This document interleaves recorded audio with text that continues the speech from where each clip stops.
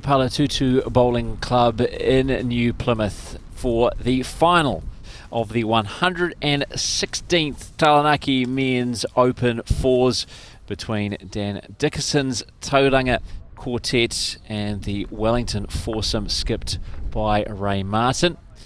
We are playing the second end.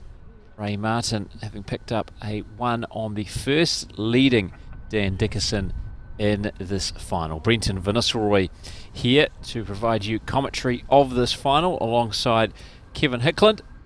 And what is a beautiful afternoon here in Taranaki.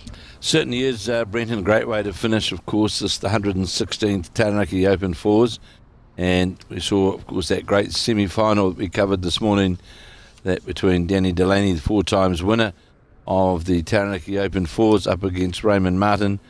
And it was Raymond Martin running out the winner by 22 shots to 20. So a great semi-final. And in the other semi-final, Dan Dickinson up against the Tauhara team, Mark Anderson's side. And it was really Dan Dickinson too strong on the day and running out the winner quite with Peter Ballas. And then, of course, won 2 fours playing with the late Sid Giddy, and followed up with 2 more fours with Peter Ballas and with John O'Shea playing number 2 here, long-time Bay of Plenty player Steve Hughes and Dan Dickinson. Of course, Dan Dickinson beaten this year just in the semi-final of the Somerset National Pairs, and the side of Raymond Martin, Mike Carroll, Rod Leach, Grant Wakefield, and of course Raymond Martin skipping.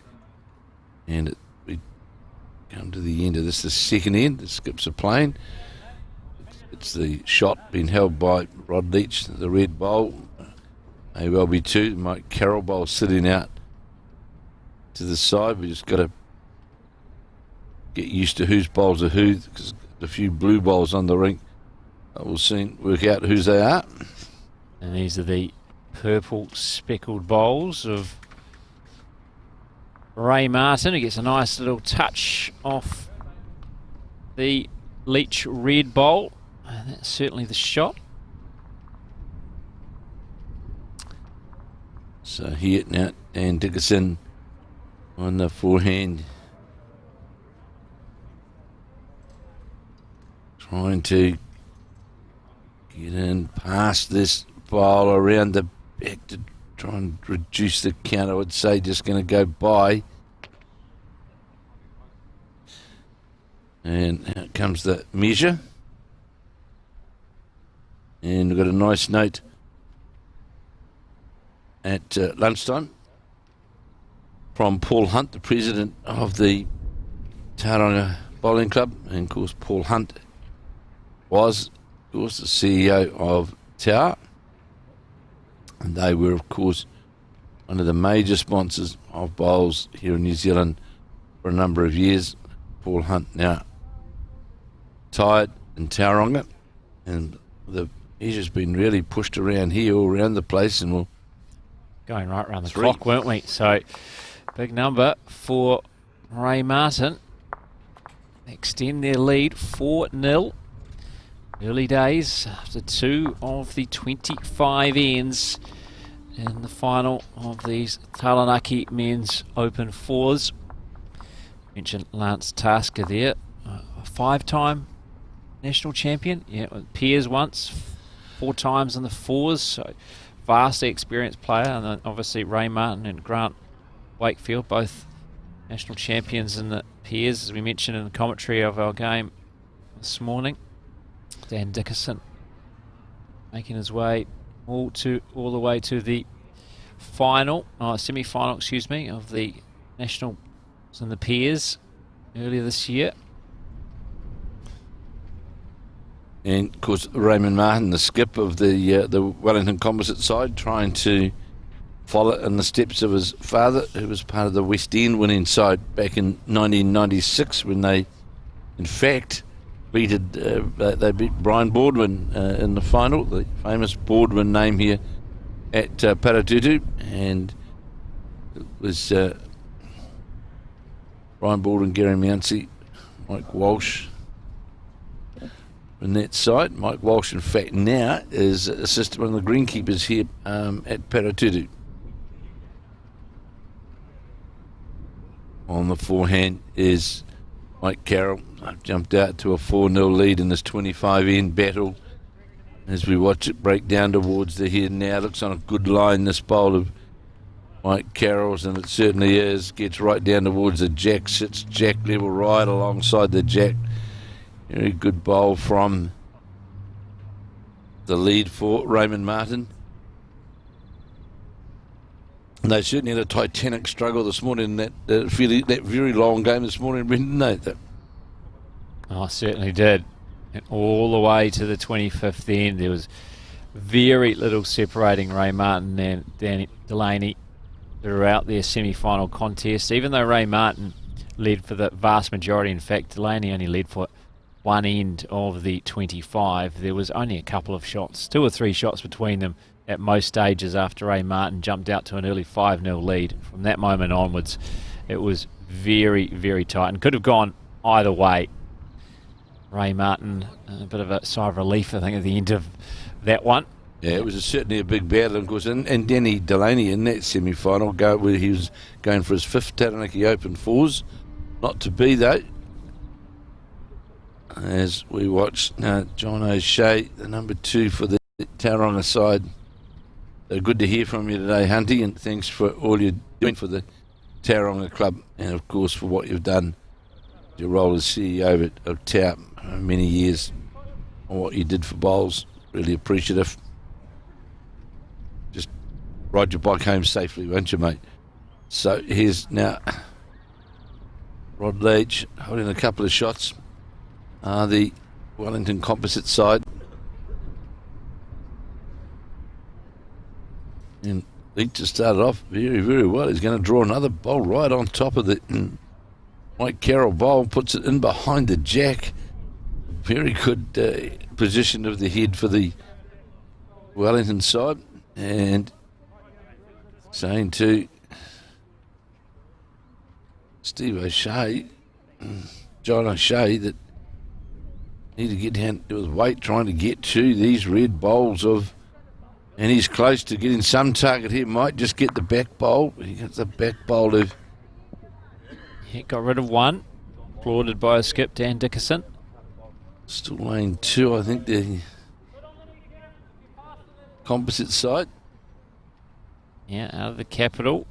Skipped by Victoria's Ray Martin. A couple of players out of Johnsonville. And then, of course, Mike Carroll, the Stokes Valley Bowling Club. And you see, the Grant Wakefield's cap got blown off, and his bowl. I'm not going to blame the wind for where that bowl finished up and ran narrow across the head and disappeared pretty quickly. So here now is. Yeah, I don't know if did he half knock it off himself or something? 'Cause it doesn't seem like there's much wind right in front of the indoor green here at Paritutu. So now Grant Wakefield trying to make amends with his second bowl. Dan Dickerson, a beaten quarter finalist last year in the Taranaki Open fours. Going all the way this year through to the final. There's a better bowl from Wakefield, especially if it sits on the Rod Leach bowl. But that would count. And again, on the attack, it looks from Steve Hughes. Turns the mat over. That's certainly an indication that it's going to come down fairly quick. Extra grip on the mat to really wind up here. There it goes. The big wind up. Down on one knee. Trying to get the cannon double split onto those outside bowls and the cross. Not one of them. Yeah, got one of the wide bowls. Not the other. And the Piers is just wound up. And going into the last end, it was 18-16 to Patrick Stanaway and Tom Halumu over Kerry Margan and Tony Fablin. They were leading 18 shots to 16, and it was the You see the Pinker side that was the Morgan side that was driving. We'll bring that final result to you shortly. But the pairs is all wound up. 18 ends are completed. Yeah, I'm just trying to read the body language over there, but suggests that it was the Papa Toi Toi pairing that has taken that out. Raymond Martin, in an applause from his team, as bowl finishes literally jack level, and indication is it's a counter. So I think Dan Dickinson, will he keep attacking? Of course, it is difficult to get the ideal result here, Brendan, with that very front short bowl up there to get down to the jack on the drive. It's more about trying to, only way you can get it is to get the inside of the bowl and ricochet across, get the inside of the red bowl and ricochet across to the jack. See what Dan Dickinson is trying to play down on that draw, trying to get down to the counting bowls. It's on a pretty good line, this bowl from Dan Dickinson. Is it going to get the jack? By goodness, this is a sterling effort, this. But the jack moved it around the corner. What a magnificent bowl from the Tauranga skip. Yeah, I believe those are certainly that light green bowl is one of his. I think maybe the blue bowl as well is two. There's both leads of similar coloured bowls, don't they? Lance Tasker and Mike Carroll. So indication from Grant Wakefield. One down is the call. Of course, Mike Carroll's going to have a look as well. Dan Dickinson, the police prosecutor, Tauranga.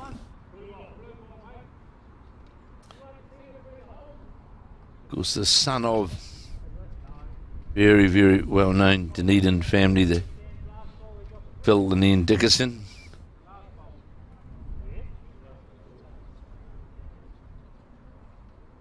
So waiting further instructions there, Ray Martin. Call looks like that backhand draw. That's what it looks like. Getting past the front bowl on the draw. Yeah, his own bowl, I think, out to that backhand side. He gets just a nice little touch on the inside of that.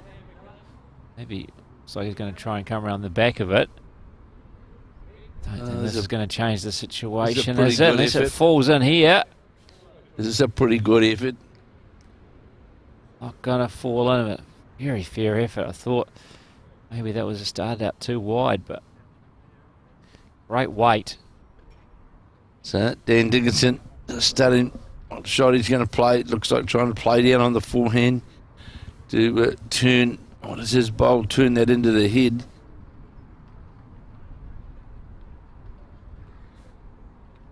See, makes his way back to the mat. Played a great bowl with his last. To Dickinson. He looks to get his quartet on the board for the first time in the final.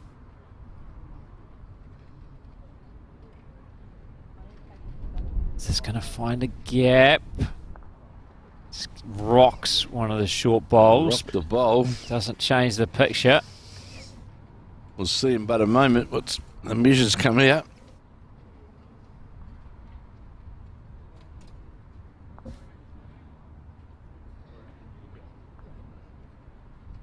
Ray Martin's watching on. I just missed the signal there, but certainly on the board for the first time as Dan Dickinson. It is a 1, so 4-1. Ray Martin leading Dan Dickinson now after 3 of the 25 ends in the final of the 116th Taranaki Men's Open Fours here at the Party Tutu Club in New Plymouth.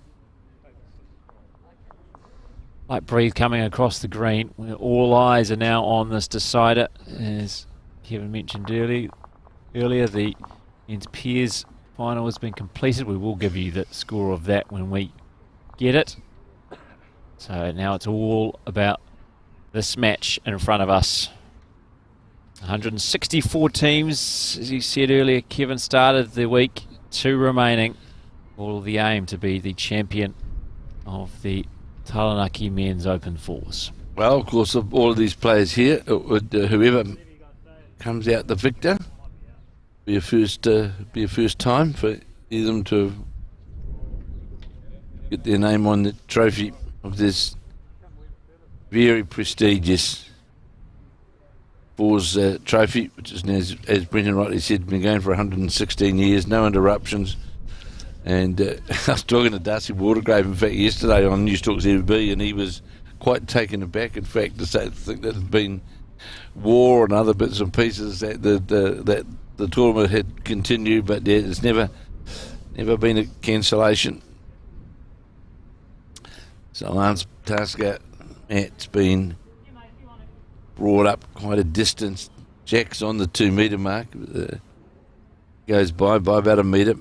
Mike Carroll now on his forehand. Beautiful conditions here now at Paratitu. And this looks Carroll bowl. It's going to come up short, going to come back towards the centre line, but needs a metre lower the Jack, or a metre and a bit lower the Jack. Lance Tasker sitting in behind the Jack. Most times New Zealand title holder in various combinations, pairs and fours.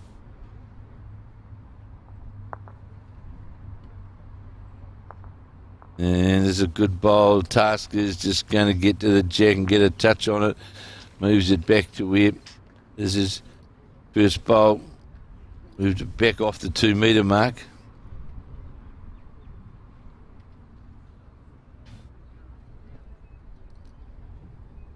Carroll with his second. Martin's lead. Well short with his first. Good attempt, very good attempt. Just a couple of bowls short of getting to the ultimate result. You can see that these bowls are pretty much identical. The 2 leads are playing, Lance Tasker and Mike Carroll. John O'Shea's light green. Much easier to tell apart. These are very easy to recognise, aren't they? And a good bowl here from O'Shea, but just going to, again, just slightly short. You just reach up there, like, you want to be reaching, like, if you go in the ditch, you won't be upset. So Rod Leach will play on his backhand. Certainly got a different line. Going to come back under the bowls or stay outside them. Just going to go by, and got a bit of running left in it. Pretty good home though, if it stays up. And it doesn't. Just rolls into the ditch. Of course, the Jack is beyond the 2 metre mark. It's very deep. So there's not much green left behind the Jack. John O'Shea going to run into his own bowl. It might help him. He gets a feather off the Lance Tasker bowl. I think that's what Rod Leach was trying to do with his previous, and John O'Shea manages to execute it for the Dickerson Tauranga quartet. So how's the weight on this bowl of Rod Leach's? He's got that under the line, under the bowls, but not going to quite run all the way. No, needed another couple of feet of running on it. So Steve Hughes, number 3 for Aiming to finish in here. Dickerson. Is going to also play down on his backhand.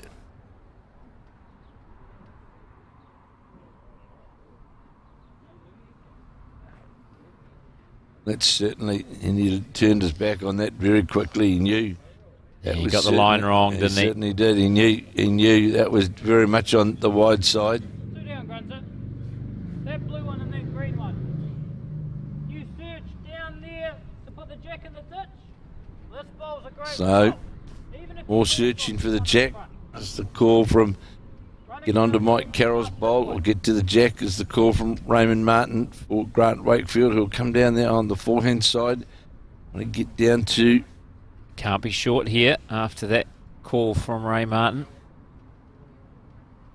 Not going to be short, but he's not going to find the target either. It's going to roll around the back and into the ditch. Collected before it goes into the ditch by Ray Martin. Another bowl for his 4 out of play.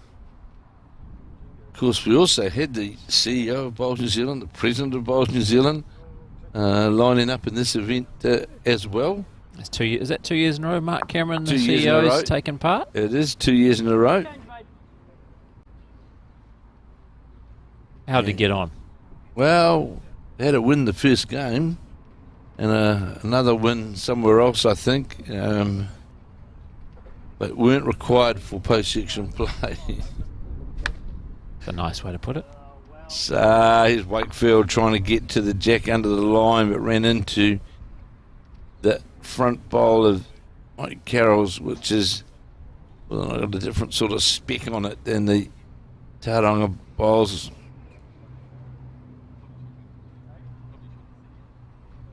That'll be 2 shots, I'd say, at this point.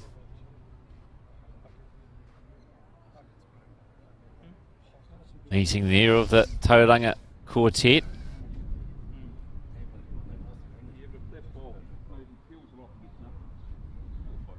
As they work out what their skip should play. Lance Tasker, John O'Shea, Steve Hughes assisting their skip. So they're happy with what's been decided to be played? I think the red bowl of Rod Leach seems to be a bit of a focus there. Of what It does, yeah. Going to play. Raw ravages, you run into it. Best intentions. So on the backhand will be Dan Dickerson.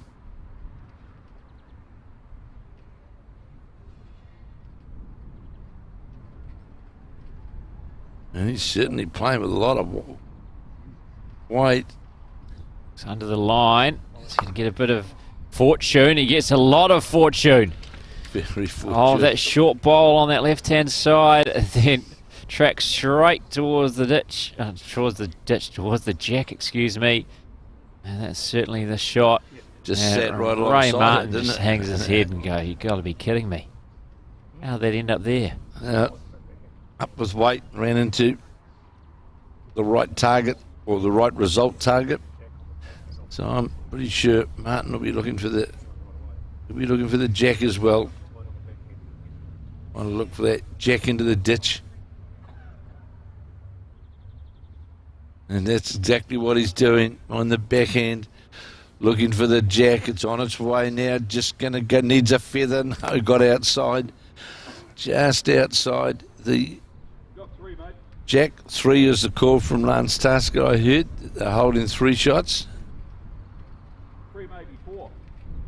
3, maybe 4. I think he might have even said Lance Tasker. Experienced lead. 5-time national champion. Once in the peers.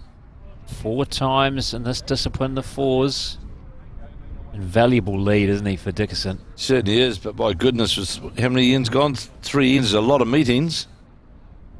It is a final. It is a final. It is a final. You want to be taking your time, I suppose, of every big shot.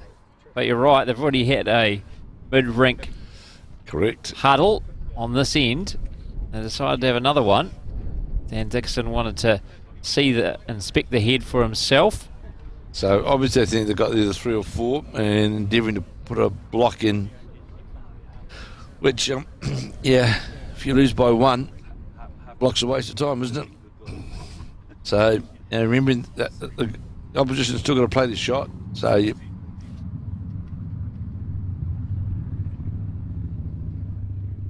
block is such a hard bowl to often play as well. Very hard shot to play. And it's not ended where they wanted it to be. Just to get right to the centre line there.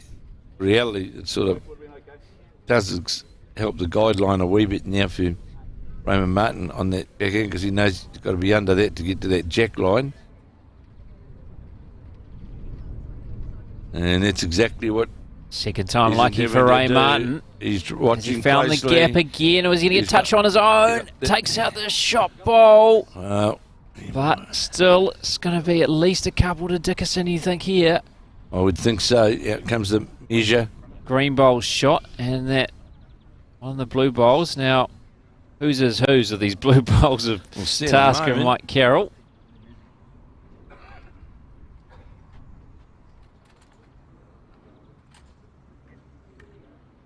Three. So all tied up. 4 apiece. Now, between Dan Dickerson and Ray Martin, we've completed 4 of the 25 ends. And this is the final of the 116th running of the Taranaki Men's Open Fours. As we will endeavour to get the final score of the Pairs final as well.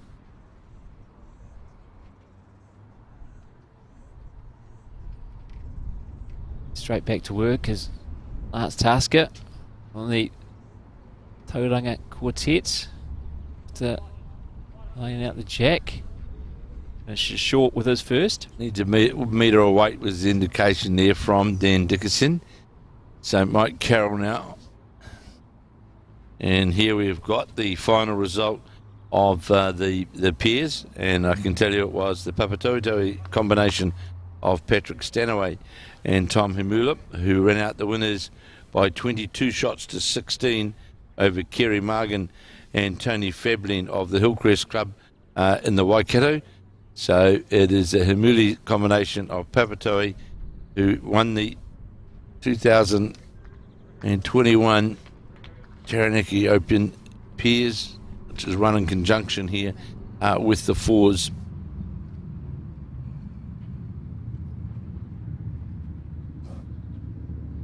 So here is now Mike Carroll, his second bowl.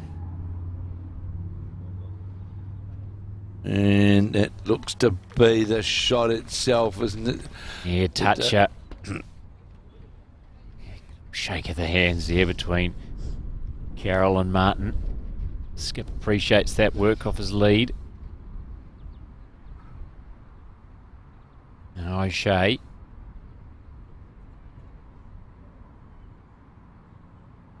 Yeah, looked on the wide and light side. So Rod Leach now on his backhand. Of course, in the semi-finals, we saw Raymond Martin defeat Dan Delaney and Dan Dickerson defeat Mark Anderson of the last Taranaki side from the Tower Club in Harawa. So, bowler Rod Leach's sad inside was the second shot. So here's the second bolt. That's the 15 from John O'Shea. Stood out on that wider side. Yeah, in fact, even wider. The first, much more weight, but ends up well past the head. So saying to Rod Leach, get past the head. Obviously, already got early into their thinking that they know that the Dickerson side are not frightened to attack the head. Yeah, especially when they've got two handy. Two Martins, 4. So Leach not trying to get him behind, doesn't actually end up much behind the head. Just looking to get back towards the centre line, a good couple of feet behind the jack.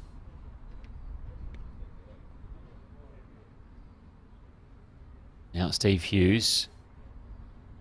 Again, continue on this backhand side, but he's going to come around the wide bowl of O'Shea.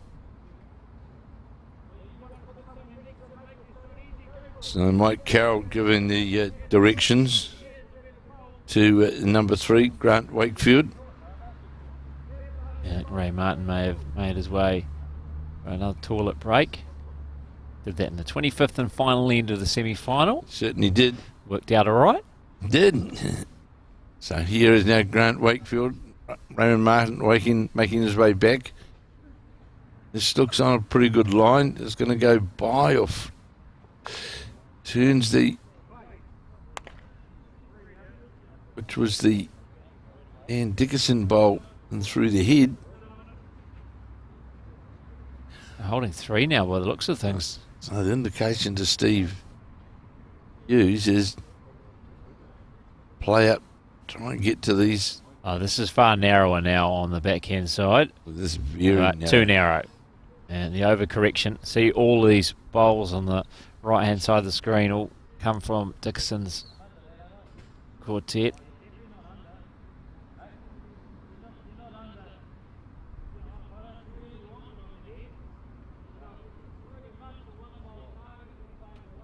And Raymond Martin indicating to Grant Wakefield, I don't mind if you're down towards the number, down a metre or so behind the head. Working on the premise that the likelihood of Dan Dickerson attacking, which I think they'll be doing with the bowl literally sitting right on top of the jack. And he certainly put in, that's the deepest bowl on the green. So if the jack was to go back, certainly got the back covered as the Wellington composite side. Yeah, well executed there by Grant Wakefield. Pretty much what his skip was after he moved away the closest bowl of Tauranga 4 from the head and getting some cover. If Dan Dickerson decides to play with some weight, which I think if he does play with weight will be controlled. Yeah, it's a hard shot. Oh, there's that dangerous slide sitting out there, and he goes by this hard shot to play, Brendan, because you certainly got to swing past some bowls to get down to the jack. It's So maybe the backhand was a I thought he better would have played corridor to come through. Well, the or? reason why I thought he'd play the backhand is forgetting about the shot bowl. He's got a chance of reducing, the red bowl. You can see there, Rod Leach's, and he's got more chance on the backhand. Not going to get the shot on the backhand, but he can certainly get reduction on the backhand. I'll get one more opportunity after Ray Martin's first on this, the 5th end of 25. The title match. And I can see the Wellington guys trying to get the Raymond Martin bowler slow down, but he won't mind that where that's got a nice cluster in behind the head. Well, it might be 5, you know. I think I might have seen that indicated there by Lance Tasker. And all 5 fingers might have been pointing down. So on that basis, Dickerson's got to go a lot faster. He's got to drive at the front target and under that front bowl. Trying to play that other weight, just going to get him into trouble. Looks on target here. No, he finds the gap. Thought he was on target to that. It looked good, didn't it? I thought he had the front bowl. And now Ray Martin doesn't even bother playing. Well, you actually 1, 2. Could be 5. I think I saw Lance Tasker indicate 5. Could well be 5.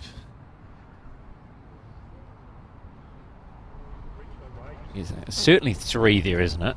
And then possibly 4, 5. And this doesn't look like it's going to change the situation. So 3 are taken away. 4's taken away. So that first Ray Martin was a counter. And now it's whether this blue bowl is closer than the red one to stop 5. And it's not.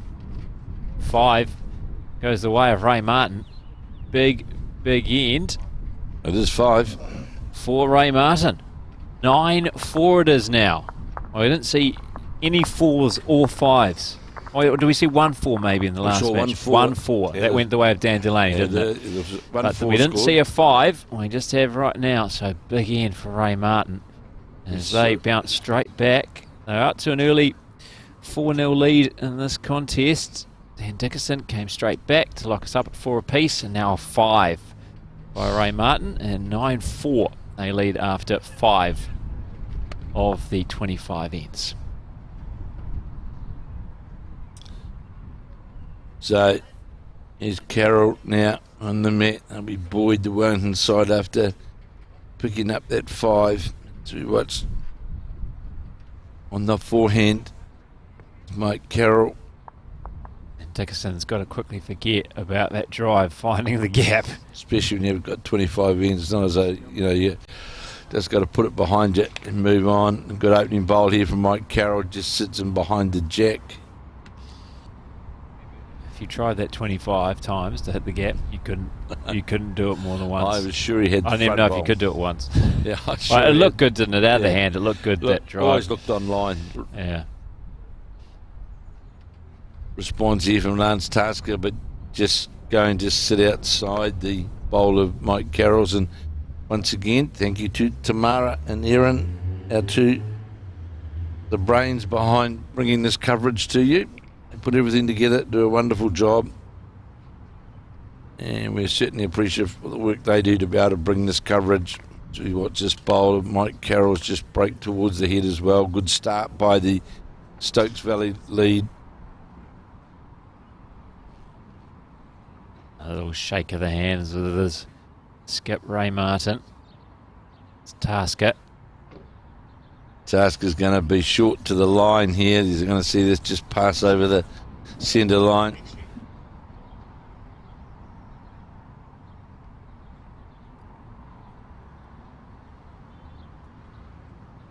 Now on the mat, Rod Leach.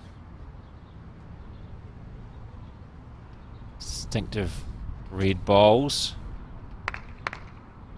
And likes us out of the hand as Martin. Just going to slide through. Just sits slightly over jack line, just jack high, just under green fractionally, but they're getting bowls around the head early on, and the head it always makes things very, very good for you. But when you're standing there skipping, and this bowl of John O'Shea's, it's going to pull up short. I well see a change of hand here from. And pretty sure 3 bowls in. Martin 3 holding. Isn't it? I'm pretty sure. It is. Those 2 bowls from Mike Carroll, and I think that first Rod Leach bowl may have been good enough for 3rd shot. So Rod Leach trying to get past this bowl, and he will, and sits just inside the Mike Carroll bowl. That was well played by the number 2 for Martin, just skirting the. Just got round, didn't he? That bowl of O'Shea.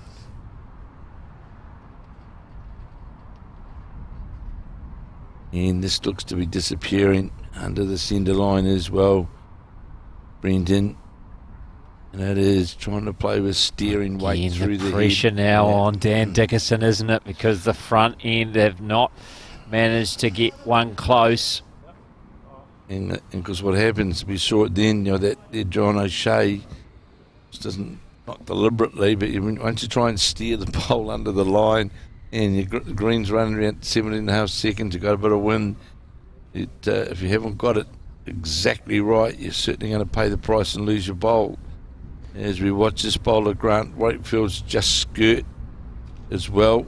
John O'Shea bowl comes right followed back to the line really of the Rod Leach bowl, didn't he? Which perfectly used that wide bowl of O'Shea almost as a marker. Get round that narrowly. Now I have a nice track to the jack. Weight was good by Wakefield. Now Steve Hughes. Trying to get up on that backhand. Has he got the weight? Has he got enough weight to get all the way? Certainly had the good line, but no, not the weight for sure. So you think it's certainly they're holding 4, potentially 5 again. They just haven't got anything close yet. Dickinson's Tauranga quartet. And of course, hands start getting blocked up as well. Brendan is. And we've seen 2 well-played bowls from the Wellington side. This one doesn't have the weight this time. Not the weight coming around the short John O'Shea bowl. And Steve Hughes coming to have another look at the head. I think maybe called by Dickinson because he wants something handy before he makes his way to the mat. Well, he's got to get a bowl on the head. That's the problem for him, because otherwise he's you know, he's going down the other end. He's just playing at shadows. And the problem is that last bowl by Wakefield is that maybe blocked up that corridor around the wide green one. It's making it harder for them, and of course, even now playing down on this other hand to reach on that backhand side, if you miss your line by just a fraction, you're certainly going to disappear very quickly, because there's bowls in front of you as well. So trying to get it dead right, it's I still maintain in a 25-end game, in this predicament right now, you try and draw a second shot. Forget about anything else. Just draw a second shot and let things from there look after themselves. And because you'll lose too many bowls trying to reach and play searchy shots. And there's a good attempt here from Steve Hughes. He's going to get the jack. No, ran into the front bowl. And that's well played by the Taronga number 3.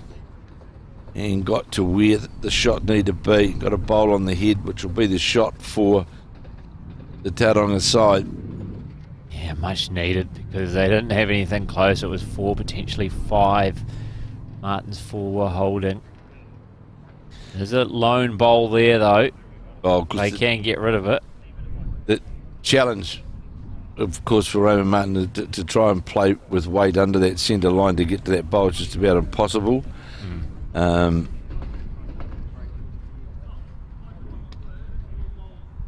we'll see what weight he elects to play. There's not a lot, really, the way how the head's set up, there's not a lot of weight options.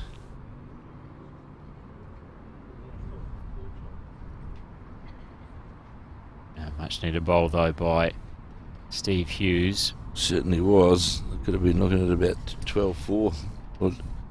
Showed the value there, didn't it? And let's just pause for a moment. Come have a look at the head. Absolutely. Weigh up our options before you do deliver this. He knew it was a big moment. Here's Martin looking at that shot with weight down under the head to try and get to that. It's not far away, you know. He's not far away. Everyone got the jack, though. And is that still in play? It is. Plenty of room for them to draw. Only has one bowl left, though, and pretty certain that black back blue bowl is a Lance Tasker bowl. Yeah.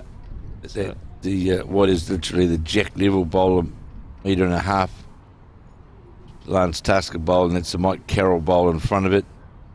And then it's all the other. That's the only bowl, of course, which they've got sitting there. But there's plenty of room for Dan Dickinson, and his main concern to make sure is that he comes alive and doesn't hang outside on the far side of the jack.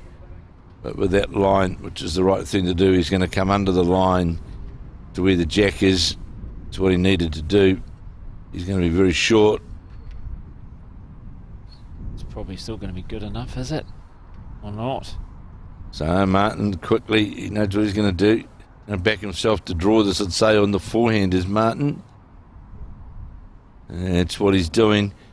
He's got a metre and a half to draw the shot in. Coming back towards the centre line now. How's the weight? Hasn't got the weight.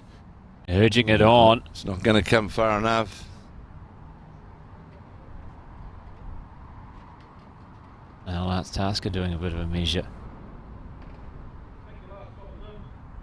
So the call from Lance Tasker was beat your last bowl, or beat the last bowl that came into the head. Got a clear metre from there to the jack, so plenty of room to draw another shot.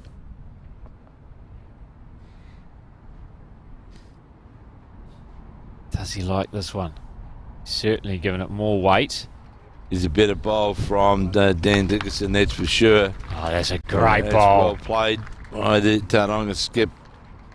1, 2, and then measure what was the first bowl of. I think they might be doing a measure here. Grant Wakefield and Lance Tasker in tandem to work this one out. So certainly 2 here for Dan Dickinson. Now is it 3? That is the Mike Carroll bowl. They're measuring to first, and then they're going to go to the Dan Dickinson bowl. 3 3 it is. So, bouncing straight back after dropping a 5, they pick up a 3. And it's now Ray Martin leading Dan Dickerson 9-7. And we've completed 6 of the 25 ends. That was a big turnaround, actually, Brendan, because they were looking at about 4 down before Steve Hughes. It was 4 or 5 Martin was holding before that Steve Hughes bowl, and they stopped play. They assessed the situation. Hughes was able to deliver. Then Ray Martin deciding to attack. Got the jack. I got the shot bowl and the jack. Jack spat out the side of the rink. Just see the voice of Taranaki Radio arrive here. Phil Quinney just arrived. Great sports commentator is Mr. Phil Quinney.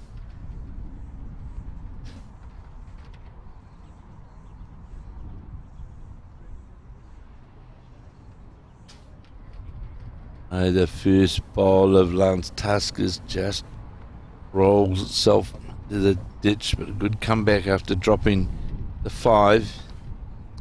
Certainly helps us when one of the Leeds bowls goes into the ditch. Makes it a bit easier to tell whose Blues bowls are whose.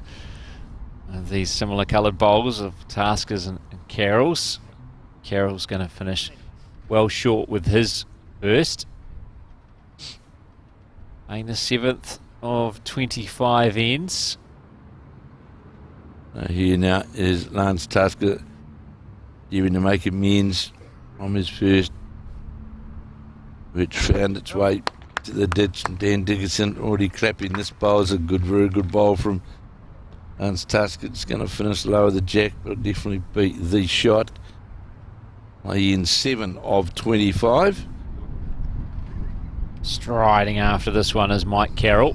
Now getting a bit of a jog on. It's the first I've seen the jog. Good attempt here from Carroll. Great attempt here from... Deserved the jog though. Yeah, deserved the jog, drew the shot, jack level. Good reply from Carroll. Now John O'Shea.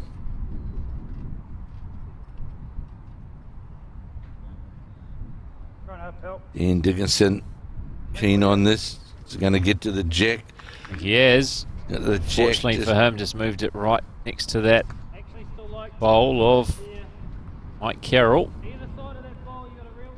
You can see the Carroll bowl now sitting right in line. The jack and the bowl sitting right in line. Rod Leach, the backhand. Ray Martin likes the track. He's got to play under that port to the bowl, and he's going to do just that. Gets a feather, it sits right alongside the jack. It was always going to be in the area of that bowl, but just got a bit of just a glide off a bowl, but certainly used it well. Lance Tasker blue bowl. Holding a couple now is Martin.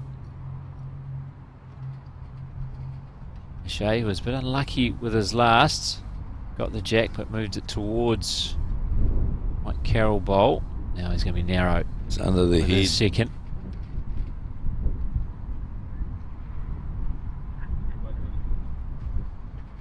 So Rod Leach will play now his second bowl after drawing, see there, 2 of the Wellington bowls sitting really close to the jack, which has just been moved slightly off the centre line at the 2 metre mark. Rod Leach on his backhand, the Harcourt's man from Wellington.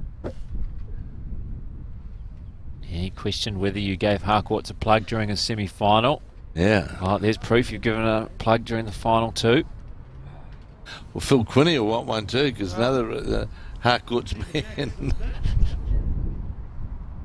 Oh, is that why Phil Quinney's here, to support his fellow... I'm not sure. Harcourt's team.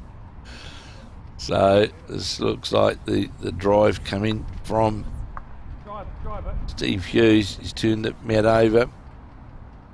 Just wonder how much of that he can actually see on the drive. Brendan, with those short bowls. It's on the drive. Yeah, there was the... And there's those short bowls coming into effect, and all that lasts is the 2-shot bowls, pretty much. Yeah, that was, they certainly looked to be well on that centre line for the attack of the head. And Julie, that's what happened.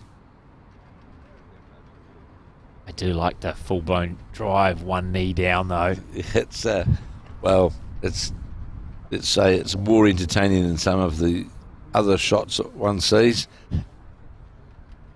Grant Wakefield, ever into draw another into the head. Should be another. And he's going to do that. He needs to get past so he doesn't give a shoulder to the drive. And he's committed now is Steve Hughes to drive again. Oh, he's got rid of the short ones now. There's nothing in the way. On Here its it comes. He goes down. This looks like he's going to get something. And he gets the shot. Bowl and the jack kills it, I think. And we'll be having another go on this, the 7th end. And bowls are going to make their way back up towards our commentary position. Right in front of the indoor green here at Paritutu. Grant Wakefield is playing the senior man. He just, you other guys all go up there. I'll pick one up near the finish. You guys carry all the bowls back. Yeah, I'll just pick that one up. That'll do me. Thanks. Fair enough too. Yeah, he's the senior, he's the statesman, we'll say.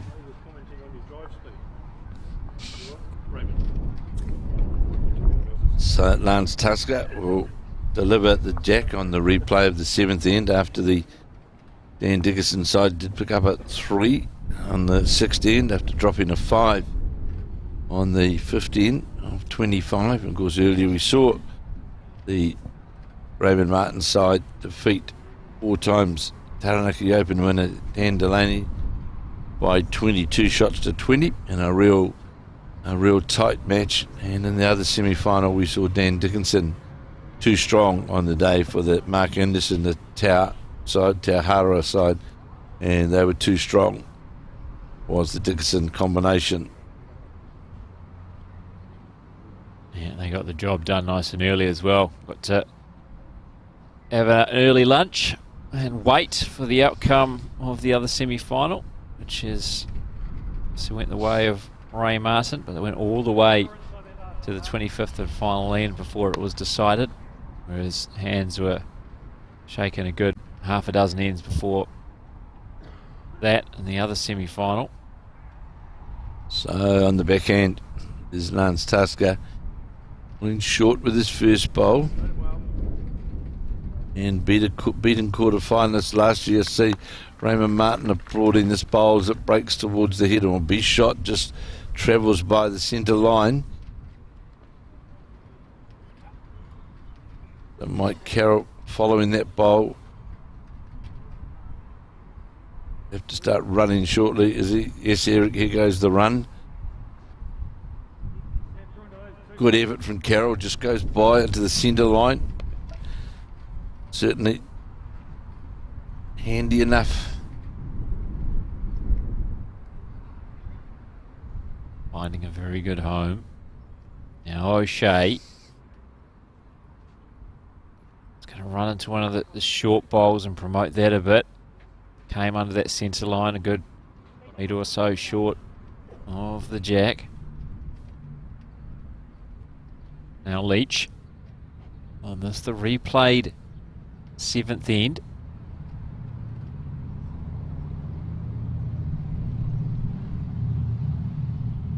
Interested in this, Carolyn Martin.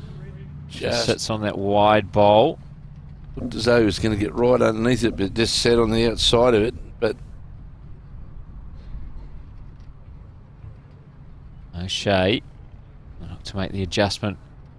That green certainly looks like he is starting this a bit wider, as it now makes its way through the head, runs into another bowl, but maybe a bit too much weight on that one. So Rod Leach now on that backhand, going down towards the city end here. That's Paratutu. It's going to be narrow and disappear well under the line. Yeah, disappointed with himself. Here is Leach. Now Hughes had a telling drive, first time playing this 7th end.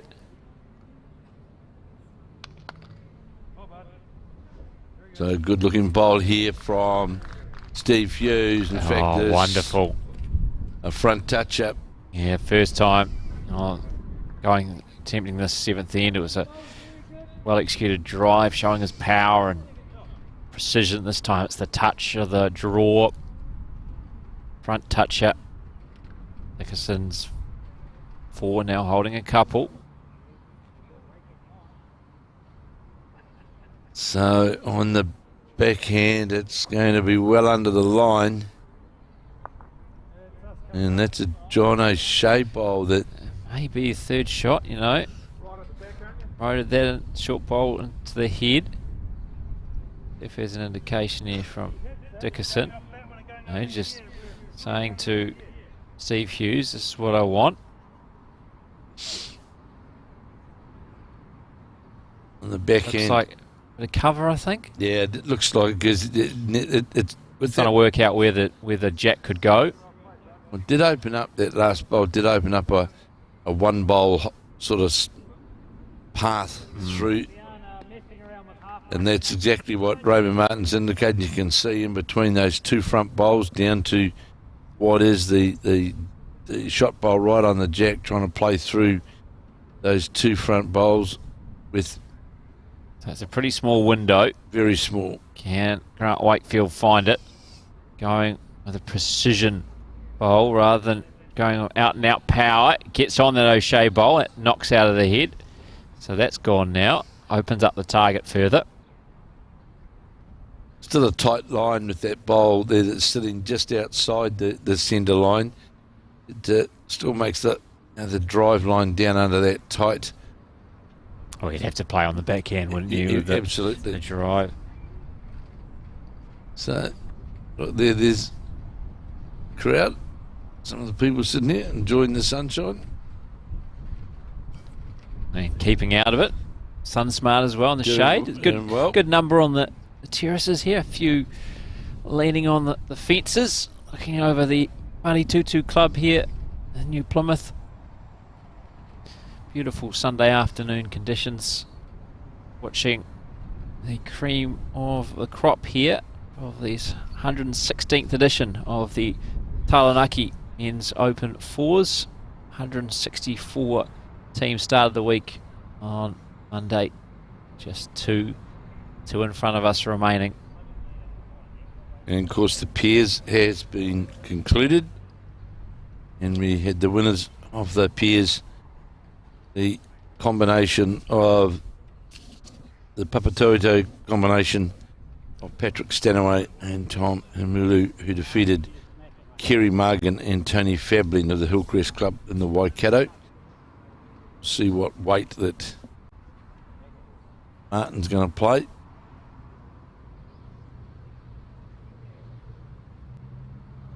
On the mat, looks like backhand reach.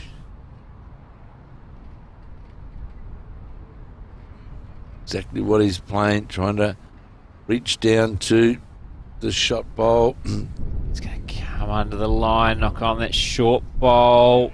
Well, he won't mind that actually. No, it's not a bad result. Because it still opens up a wee bit wider now, that opportunity. And Lance Tasker indicating to Dan Dickinson to draw to the red bowl. To the side there, that being the Rod Leach bowl, to give us a wee bit of cover because it's over the jack, because it's obvious that Martin is going to search down on the backhand, trying to, with weight, to get some movement. Leading 9-7. 9-7 leading is Raymond Martin and his composite Wellington side.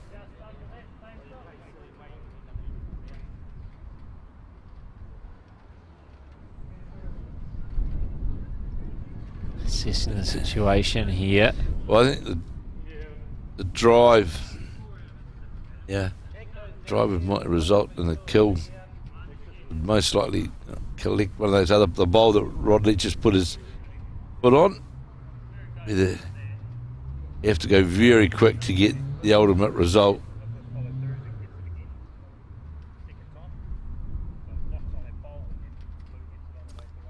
And it would be virtually played with a cannon off the front bowl of inside of the front bowl of Raymond Martin's to get to what is the shot bowl.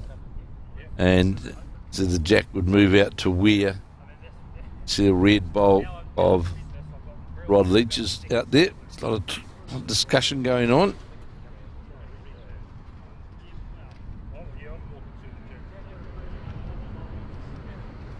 There's Leach and Wakefield both looking over this. First thing you got to do is hit it. So, see what Ray Martin has decided here.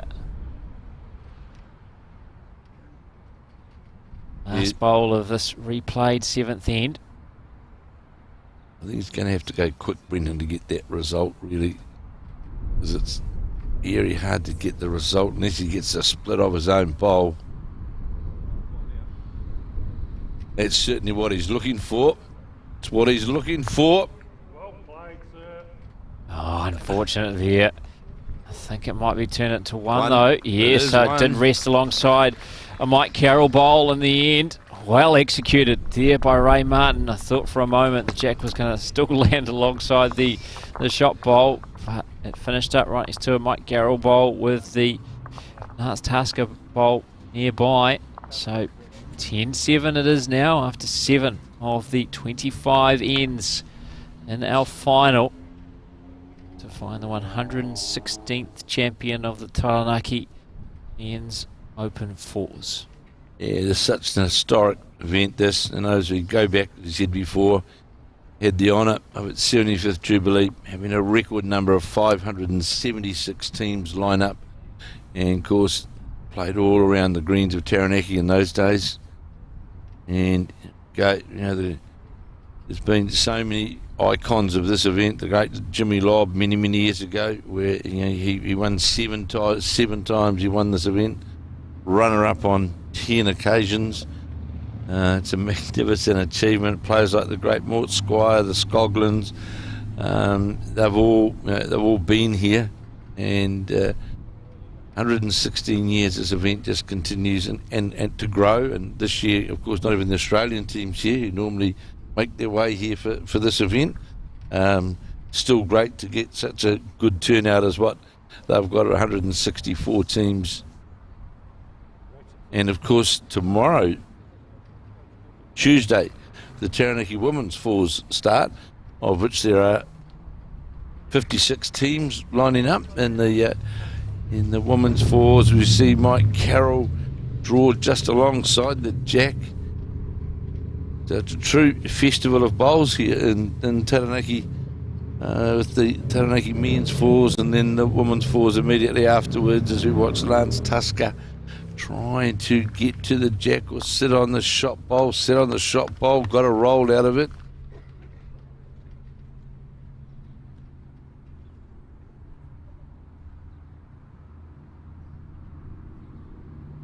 And for those who don't know, where the Paratutu Club is, it's down the porty end of New Plymouth, about 7 or 8 minutes from the middle of the city, and about a half an hour walk. Half an hour walk, as I found this morning. As Brendan can tell categorically what it is to the minute.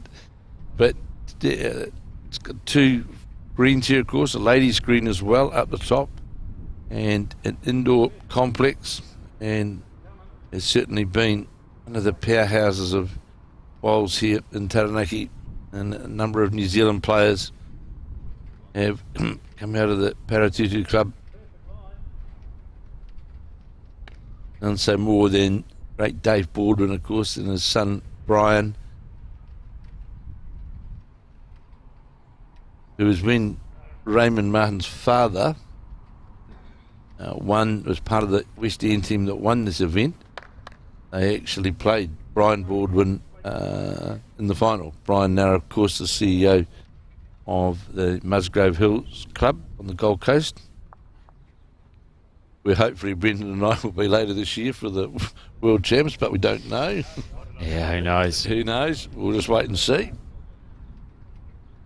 As we watch this, lovely, well played here.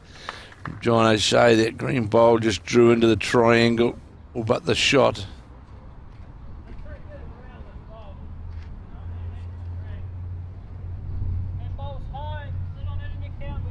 An indication it's still the Mike Carroll bowl that's actually the shot.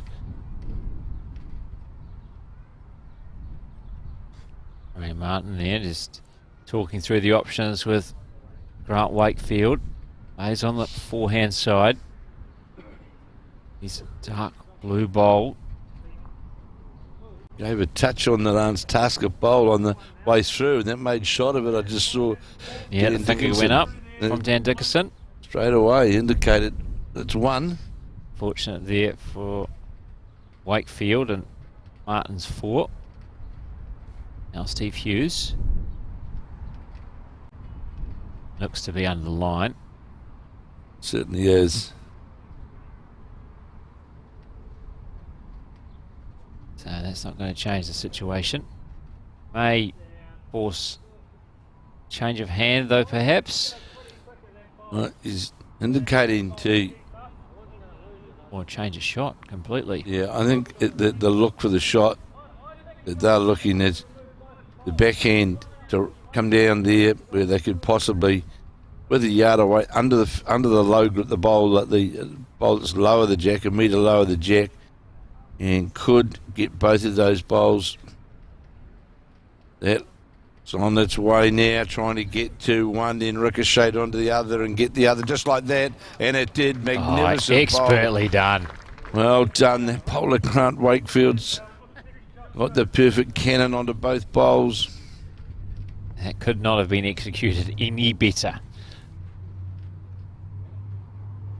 A touch narrower, it would have just taken the one bowl out. Certainly would have. Or a touch wider, would have just gone right through the gap and got nothing. Perfectly done. Because it's what it's done now for the Bay of Plenty side. It's just left a draw ahead for them because there's nothing there to play on or reach to, or because everything's literally jack high. So that was a magnificent bowl from Grant Wakefield. Yeah, after he promoted Dixon bowl into the head previously, this time very well done. Now Martin look to just add another in behind the head if he can. Starting out wide on that forehand side. It's not going to come all the way back. 10-7 as we come now to the skips. Dan Dickinson play his first bowl of 2 on this, the 8th end, with the Wellington Composite side leading 10-7 and holding 2 shots ahead. Dan Dickinson, very tall player, plenty player. On the backhand, trying to reach up to one of the 2 counting bowls. Got one of the bowls, rolled it out of the head. Well, this might still be counting, though. Could well be counted. Oh, look, still could be. Funny enough, like that bowl of Martin's may count one on the side there. Yeah, after the shot bowl, blue bowl of Carroll's, which is nice and handy, there's nothing else really close. Oh, there's a lot of room there, and it's because Dickinson played with a wee bit more than, and this will count. Find this bowl a corridor here. through this here. Will definitely count. Yeah, certainly. Well, that's clear second now. I'm thinking he'll go the jack now. Well, Dickinson. Yeah, he's just asking, I think, is he who's got the back pole, is he? No, not asking that. Trying to move the jack, I think, back to where Lance Tasker. You can see crouched down, trying to get to the jack. And he's definitely a couple down for sure, or more than that down. This needs to get and sit on something. This is a great response. Oh, what well a great done. response from Dan Dickinson. Well, that bowl was just put there by Ray Martin and Dan Dixon. So thank you very much. I'll land on that. And I'll give my lead last tasker the jack and the mat. So 10-8 it'll now be. Well, that was a big end, really, Brendan, because we could have been 3 or 4 that we're actually looking at. And it was one of those heads that you really got to work hard to get the shot, and well played by Dickinson. Perfect weight, sat on the bowl. 8 ends now of the 25 completed in our title match. The finale of these 116th Taranaki Men's Open Fours. Had the pairs contested already. And all eyes now on this match in front of us, and I hope you are enjoying our coverage wherever you may be around New Zealand and around the world, watching these Taranaki Men's Open Fours. And a good opening bowl by Lance Tasker to open up on the 9th end. Just sitting low with the jack. Very, very...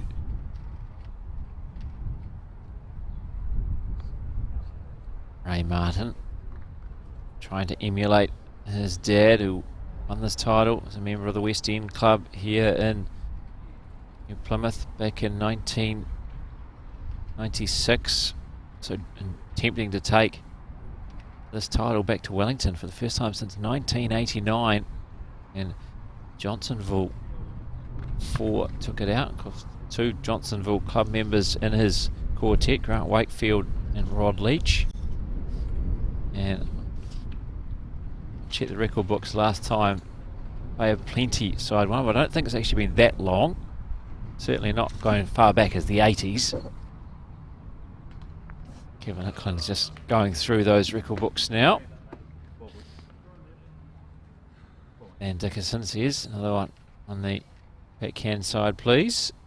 In 2010, the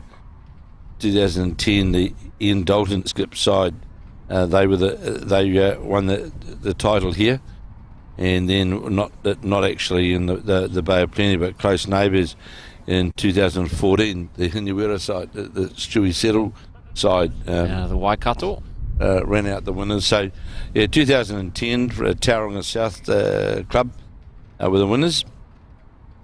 Yeah, so 11 years ago rather than 32, which is what is the streak which this Ray Martin skipped Wellington side is trying to end and take it back to the capital.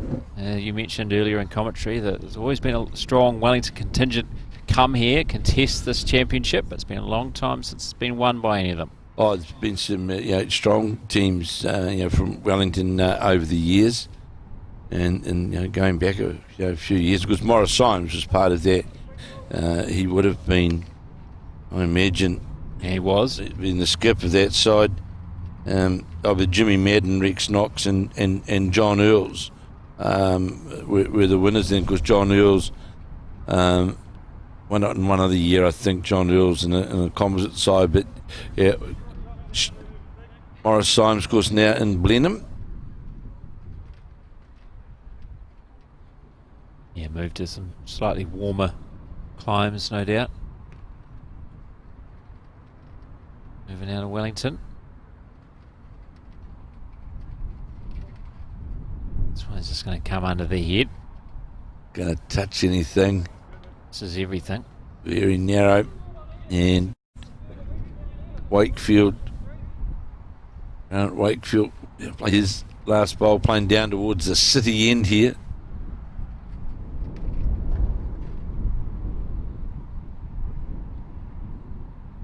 He's got that out on that wide arc that come under the front blue bowl. Will be close to shot if it gets under this blue bowl to the jack, and that looks as though it's going to do exactly that. Falls in, would make shot of it, I would say.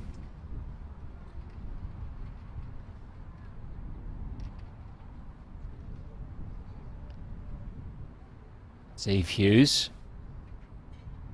Full extension on his delivery. How far is it going to get down towards the jack? It's a pretty good bowl, but comes up short.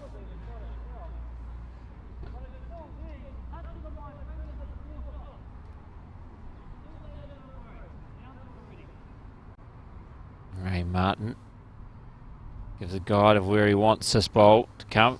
Grant Wakefield, vastly experienced player. On the Peers, National Peers. 2002. Earlier on this morning with Brendan Gibson. So how far is this going to run? Gets past this front bowl. This will be a good bowl if he gets past it. Just touches it, and that's the shot. You can see clearly there on the screen in front of the jack.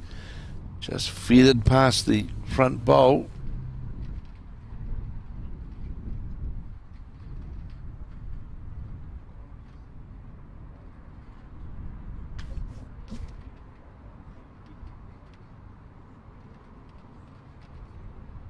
Having a little chat here, the Tauranga quartet. Dickerson, Hughes, O'Shea and Taskett. Decide what they want to do, what they want to see from Dan Dickerson. Now makes his way to the mat. Ray Martin will stay down far end at the town centre end here of the Palitutu Club. See what Dickerson's capable of doing. If we're going to play on his backhand, try and draw that well-played bowl from Grant Wakefield, his last bowl of the 9th end. And how far is this bowl going to break back? This bowl of just skips by the jack. Great attempt from Dan Dickerson. Was certainly online to sit to the jack.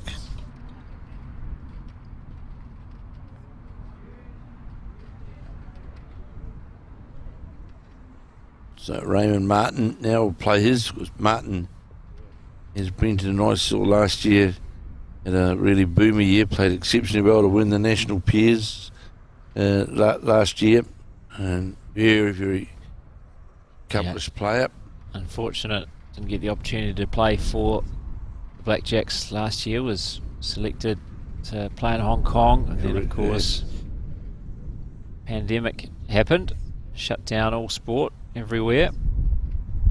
Denied him that opportunity. I'm sure he'll get that, and deservedly will get that opportunity, hopefully in the not too distant future. Yeah, long been one for the future has Ray Martin. So yeah, matter of time before he does get that opportunity at the senior level. Having represented New Zealand age group and development levels. Come to have another look at the head has Dan Dickerson. Whether you can think you can swoop down there. It's always difficult to get that sort of contact when you've got a bowl being right in front of the jack.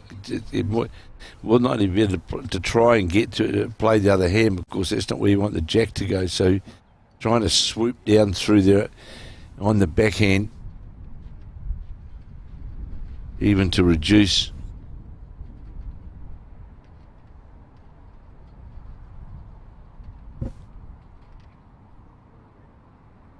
So we'll see what he's come up with here, Dickerson. Certainly playing with that searching weight. Has he found the gap? He knocks away one of the short bowls, but didn't make it through to the head. Holding one was the holding one, as indicated by Grant Wakefield. As we come to the end of the 9th end, and Raymond Martin's certainly going to be out on the wide side. He won't mind that. Yeah, he's holding shot, so didn't mind too much as the jack quickly picked up by Mike Carroll. Goes and collects the mat as well. So they pick up a single, an 11-8 it is now after 9 of the 25 ends, as we have an opportunity to bring in the chairman of Bowls Taranaki, Grant Hassel. Very good afternoon to you, Grant. Thank you very much for having us, firstly. Oh, no, it's wonderful to have you both here. Apologies about this weather, though. It's normally a lot warmer than this, and there's not really any wind here. Oh, you can cope with this, though, can't you? This is all right. It's actually quite pleasing to have these conditions, given what we had first thing this morning, and indeed what we had on the first 4 days of the competition. So, yeah, we're very fortunate that we are in this position, because at moments, certainly during the week, we thought that we may have to extend it out to a Monday final because of some of the section play games not being able to be completed. Organisers done a great job getting to where we are now, the final after 164 started, and as you mentioned, the weather conditions that we started the week, you've obviously seen a lot more than Kevin and I have seen this week. Pretty deserving to see these two quartets here at this stage.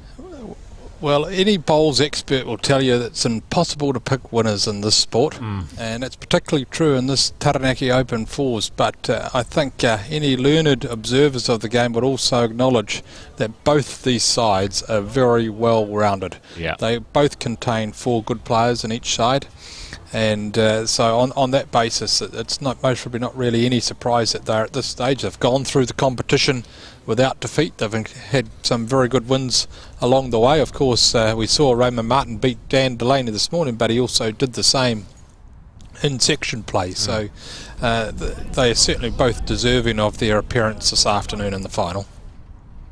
So, Grant, overall, as far as the Taranaki Bowls, Taranaki are concerned, they'd be delighted to be able to hold the entry or increase the entry.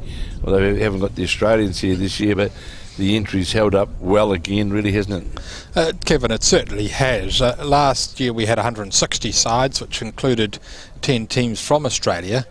In 2019 there were 168. Had about 8 teams from Australia in it. So I feel that the last 5 or 6 years we've stabilised the entry quite well. We got as low as about 152 teams. So the support that's coming through from other clubs and centres in the North Island has been particularly pleasing, and I think there is a message in there, and that is that a lot of people still enjoy this traditional format of the game. The 4 days of section play might seem like a drag, but it actually gives you the opportunity, as does the 25 end game, to really get to know people, and that's where friendships are genuinely formed, as opposed to an 18 end shootout where you want to get off the green as soon as you can. You're there to win only. In this competition, not only is there that obvious desire to win, but there's also that desire to experience comradeship and friendship, and that still remains the fundamental base of bowls and indeed any sport. And that's the feedback you get from the players, I take it, Grant, as well. They say that that's what they love about this tournament and what makes it so special to them. Oh, well, that is definitely one of the big contributing factors. The feedback that we receive is there are other factors at play as well, such as the quality of greens. Ultimately, though, I guess you summarise it by saying you want to give the other bowlers that are coming here an experience that they aren't getting elsewhere. And to an extent, the Dominion Fours used to have that, when that was also 25 ends over 4 days of qualifying. But I guess a lot of those top elite players, and we do get some here in this competition, and Raymond Martin would be a classic case today, but a lot of them are time precious. They haven't got the leave from work to be able to shoot away to all of these different tournaments, so that's why you've seen a reduction, I guess, in the time involved in the Dominion tournament especially, but there is still a big market for this, and we get pressures to change the format from time to time, but the overwhelming majority of people tell us that this is what they like, and so you give people a reason to play bowls, not the other way around. I think the other thing as well, Grant, is that the Taranaki community certainly get behind the event as well. And everybody knows this week happens at this time of the year every year in Taranaki, doesn't it? And absolutely gets that support. Yes, I last year was speaking with John Murtagh on this very point, and back in those halcyon days that you've mentioned during this coverage in the 70s and 80s, it was certainly bigger than the Ramfleet Shield. when you were dragging in excess of 2,000 visitors for a week. It was humongous on that count, and as my former editor Lance Girling-Butcher used to say, everyone in Taranaki is connected in some way to at least someone who's playing in the tournament, and the Daily News over the years, they don't now of course, but up till about 4 years ago, had game by game results. So you knew that Uncle Bill was playing in the competition, and every day you'd check out to see how he got on, and that was the tie that connected this tournament with the wider community, and that's why the wider community have had such a huge part of the success of the event over all of those years, because they have that connection. So as we look down on the head now, it's the Tauranga side, the Dan Dickinson side, who have got holding the shots with the jack moved off the centre line, and Grant, also some of the younger players as well we've seen in this event this year, haven't we? You know, from outside, the likes of the Alex Reeds, to name their team. I think Alex was the eldest in that team, but there has been, and here at Paratutu there's a number of the younger ones as well. Yep. Yeah, indeed, Kevin. We in fact had a team from Rahutu with two teenagers. I think one was 15 and one was 17, and certainly they are fully engrossed in the competition as well. So it's not just the, let's say, the person north of 60 that's interested in the longer format of the game. There is still a genuine interest in, this is like the Test cricket of bowls, and we've seen with the recent Indian series against Australia that there still is a need and a market for that longer format of the game. The 3-5 competition is a great initiative for bowls, doing very well, but this market that we're currently in is obviously still quite liked and desired. Yeah, it's certainly got an audience, that's for sure, otherwise you wouldn't be getting 160 plus teams. What's going on here? This is the caterers arrived again. Brendan, do you organise? Well, I don't know if this is because Grant's on air or not, or wow, if the chairman of Bowls Taranaki has ordered this or not, or just the great ladies in the kitchen here at Paratutu Bowling Club who have looked after us all day. So we've got a selection of club sandwiches. Looks like we've got some banana cake as well, some muffin and some slice. And yes, of course, there is cream on top of the iced banana cake. The ladies there know that without it I'd walk out. So here now is Raymond Martin, who's going to be attacking the head on the back end to try and get a split to the two counting bowls. The other hand, it looked to be on a decent good line. It needs to get the inside of the bowl to get to the jack, and gets the jack clean. It goes out to the side. Whether it stays alive or not, I don't know, but it's certainly got the target. Well played by the young. Still in the game. That's alive. Yeah. That was the indication from Rod Leach. So he will play on. 4 to Raymond Martin at this stage. It looks Long way to have plenty of room. So I can't quite see from there, but it looks as though one's close. So the important thing here for Dan Dickinson is not to put an overemphasis on trying to draw the shot, because that's when you can hang out slightly on the wide side. Oh, second's handy here. Second shot is the best shot in the book right here. He wants us to hold up though. He wants it to stop quick. We ran into that. Got the feather off that the will be bowl. second. So 1 to Ray Martin, and 12-8 it is now after 9 of the 25 ends, and that will be the tea break. So the food coming at the perfect time for us, because we have time now to eat it here. So at the break it is 12-8, Raymond Martin leading Dan Dickinson in the final of the 116th running of the Taranaki Men's Open Fours. We'll be taking our tea break and be back with the rest of the final shortly.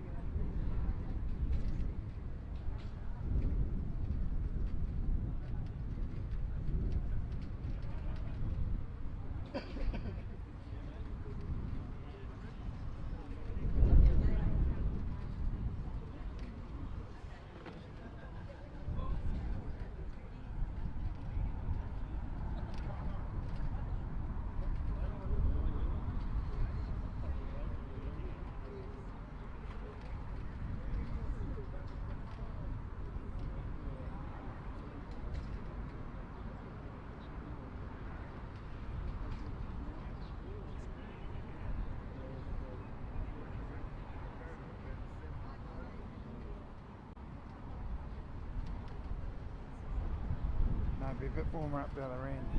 Maybe cold. Thought there'd be more people watching. I'm actually going there. Yeah, yeah.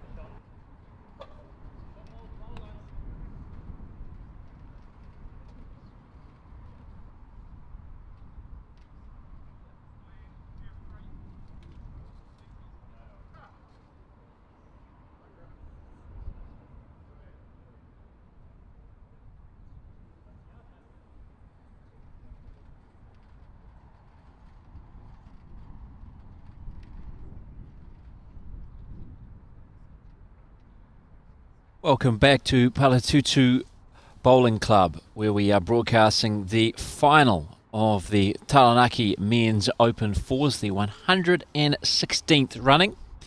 The first end after the tea break. We're playing the 11th end.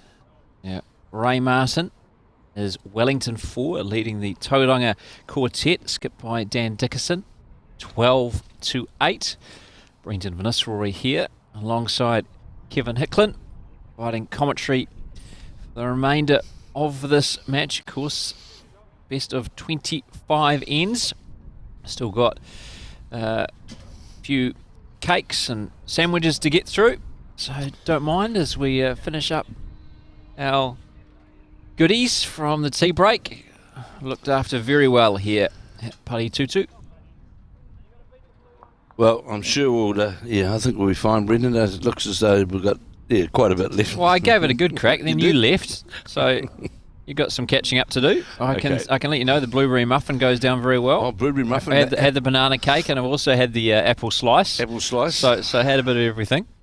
So, ladies of Paratutu done a wonderful job looking after us, as they always do, as we see now Grant Wakefield going to slide by under the head, narrow on that backhand side.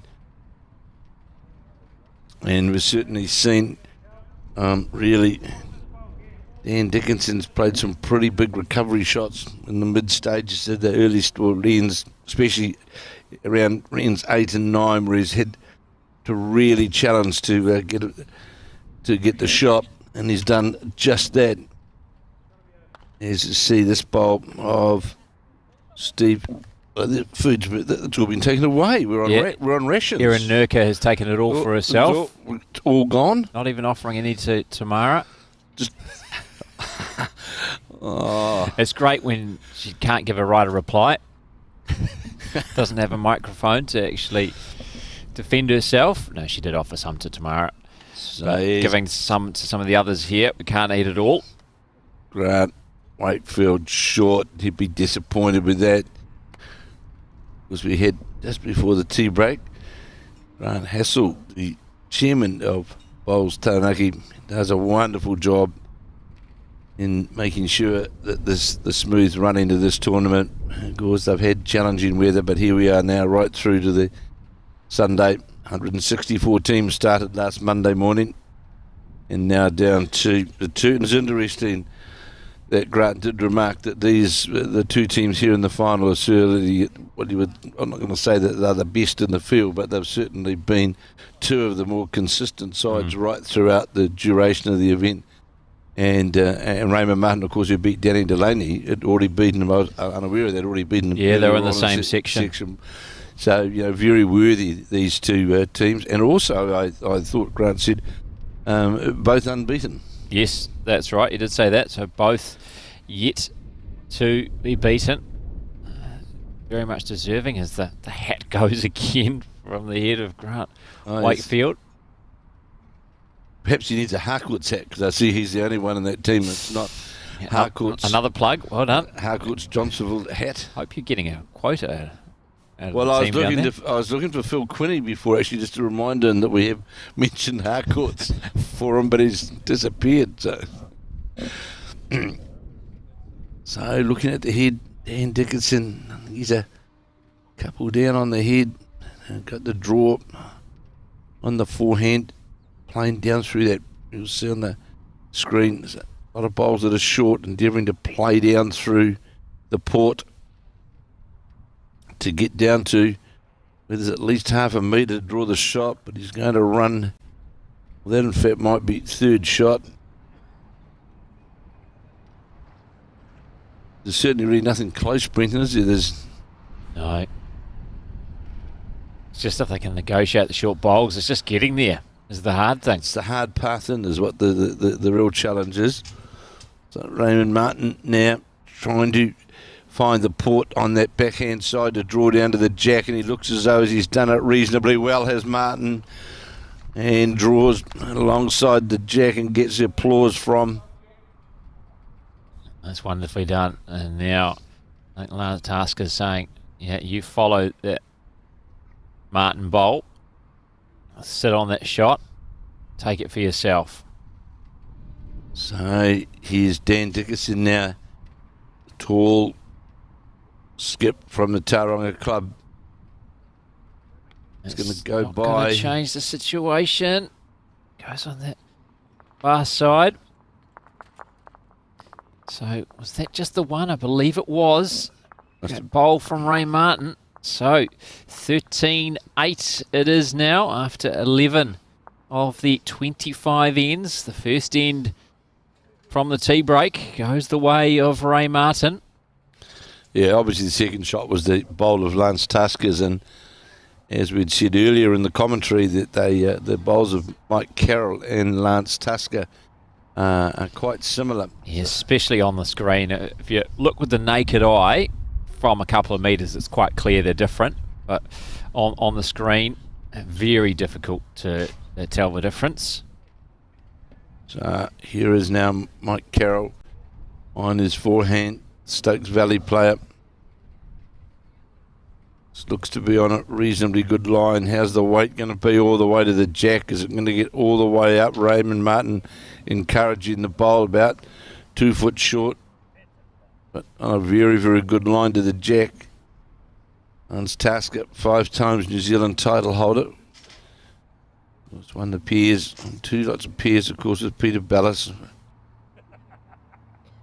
On a good line here. Is it going to just sit jack level or just run away? Will run away. Of course, Tasker also won 2 New Zealand Fours titles, with 2 with Sid Giddy, the late Sid Giddy, and also with Peter Ballas. So here's Mike Carroll. It's going to come up very, very short. Better be quick, Mike. Chasing that one up. 1.5 meters, 2 meters short. So both of Carroll's come up short. Tasker was a bit long and under the line with his first. Looks like he's going to come under the line again with his second. Find it similar home to his first. Better with the weight that time, finishing almost jack level. Challenging part so far, really, for Dan Dickinson to date in this event, this final, has been that they really haven't been able to, what I would say, build ahead from the start to build numbers. Although they've scored a 3, as you watch this bowl, this is a lovely bowl here from Rod Leach, just finishing lower the jack. So the leading 2 are putting quite a bit of pressure on the back end of the team to try and score 1 or 2. We watch this bowl now of John O'Shea's. Looks to be slightly on the wide side. Good weight, but just going to... Yeah, it's not going to come back from that far out. It's a fine line between being close and being 2 metres away. Yeah, exemplified by that bowl by O'Shea. Now Leach is near perfect with his first. I think ideally Martin would like one round the back this time, and I think he's going to get exactly that. So great couple of bowls there by Leach. Well played, Rod Leach. Both right on the centre line, one on the jack, one sitting right on the 2 metre tee, and that certainly sets the head up very, very well for the Wellington side. As we see this bolt, John O'Shea's, it's going to be under the head, and that in fact turned a Mike Carroll bowl into the head. And so now you'll see that the object here from Raymond Martin to draw out to the bowl out to the side. Grant Wakefield. And just not going to get past the front bowl as it needs to get past that front bowl and it is. It's going to go by with a wee bit of weight, but that's fine. Ball's in. And good to be alongside that bowl there of Lance Tasker to give them something over there. There's some movement of the jack, which I assume Dickinson will now attempt with his number 3, Steve Hughes. Definitely on the drive, turned the mat over, going for either the two front bowls to get to or the jack. See him go down on one knee. There it is. A knee on the ground. Full stretch drive. And he gets rid of the shot. And another bowl comes out as well. Still beat well. And got rid of the Wakefield bowl as well, didn't he? As well as the Leach bowl. Definitely still the Wellington combination holding sharp. See Grant Wakefield. Yeah, I think they're holding a couple, don't you? At least. So at least two, as you say, Brendan. And Steve Hughes here, really. Just the draw is his option. So here's Hughes now, the forehand. Tall player. Brendan said really gets down on the one knee. And need to come back from there. Needs to sit on the bowl of Leach's, not going to. I'm saying it's 3 shots to 2 bowls of Mike Carroll's and the bowl behind the head. Yeah, certainly looks like it, doesn't it? Obviously the Lance Tasker blue bowl out to the right, which is jack level. That'd be the nearest one you'd suggest to stopping the 3, but looks like they are holding 3, Martin. So certainly the Victoria player makes his way to the mat, more comfortable position. And this, Brendan, is where the challenge is as well for Dan Dickerson, because you're looking at getting 1 shot. Because there's nothing to. I know it's still early days in this final, but it's just how you can work out your head and get bowls around the head. As Raymond Martin is going to draw the shot itself, sits lower the jack just inside the centre line, about 14 inches lower the jack, and Dickerson may well be tempted to run the jack through that backhand, through that port. And on the backhand side, to either get the jack or reduce the number. So I feel looking at 4 at this stage, and Dickerson definitely on that backhand search under the green bowler John O'Shea's with weight to get to the jack. That looked narrow out of the hand. May get one of the bowls. No, it's starting to miss everything. Yep, well picked, Kevin. Certainly well under the line. Had the right weight, didn't he? Certainly had exactly the right weight to get that result. The right green. And the jack in the ditch is more than likely a 1 down, maybe 2 down result at the worst, and that's where you see Grant Wakefield now. He's indicating 2. Raymond Martin. Let's get something around the back. Let's try and work out where the jack could go. Well, the other thing is, which I know it looks easier to do out there, Brenton, but you leave gaps. There's not, it's bowls go through gaps, and they've got enough bowls on the head. They're leading 13-8. You don't want to fatten targets. Don't want to fatten the target up. That's for sure. Yeah, so the safe option will be just to get something around the back if he is able to execute here, Dickerson. You don't want to be adding to the target. Well, he can add to the target as long as he's behind the head. Yeah, behind there's fine. And that will certainly count. Yes, I think that's 5, isn't it? So this becomes a really, really big bowl in the context of the match. 13-8 behind. 1, 2, 3, I think 5. Yeah, massive bowl on the 12th end. The search for the jack. Certainly got different line and weight this time to try and get to that shot bowl. How long is it going to hold up to the jack? How long is it going to hold up? How long is it going to hold up? Got the jack. Oh, may have got the shot too. Is that green bowl of O'Shea's John the O'Shea's closest? bowl. That's Tasker. I think so, but asking Wakefield to have a look. What a magnificent bowl there from Dan Dickinson. Oh, considering just the context of the situation. And it is. So, from 5, what we think was 5 down to 1 up on that bowl from the skipper, Dan Dickinson. So, it's now 13-9. Ray Martin leading the Tauranga 4, skipped by Dan Dickinson. And we've now completed 12 of the 25 ends. Well, no, Dickinson and mark that down as a very important moment in this match. Well, Dickinson rightly brought his weight back, got that draw line on, and it was in a chance of reducing, but got the ultimate by getting the jack. And he wasn't going to be far away anyway with the weight that he played, and it's a big turnaround. But the big thing now for the Raymond Martin side, a good opening bowl here though from Lance Tasker.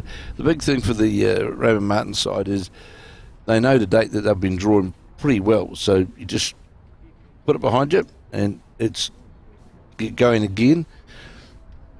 Oh, you can't be disappointed. It was just unfortunate that you didn't have the last bowl. It was how it worked out. Dixon had the last bowl, he executed. Sometimes you just got to take your hat off and acknowledge the opposition just played a cracker. But there's nothing they did wrong. They did have 5 on the head. Absolutely. So Lance Tasker, his second bowl on this, the 13th end, just going to go by. Mike Carroll wasn't far away with his first on the backhand side of the ring.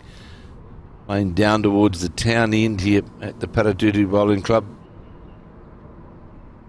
As we get to the halfway mark in this, the 116th Taranaki Open 4's final. And this will be the shot, I would say, from...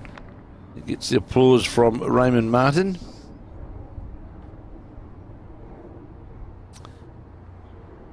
And definitely some new names to go on the trophy, regardless of who wins this final. There's some new names on the trophy. Oh, I don't know if any of these have been on the trophy before. So I'm pretty sure that it's 8 players out there who haven't yet. Rod Leach, I know he got to a semi-final a few years back.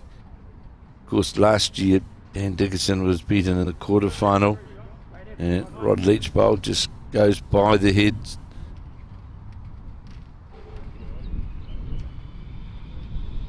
$164 teams. It's a big effort to get through to a final.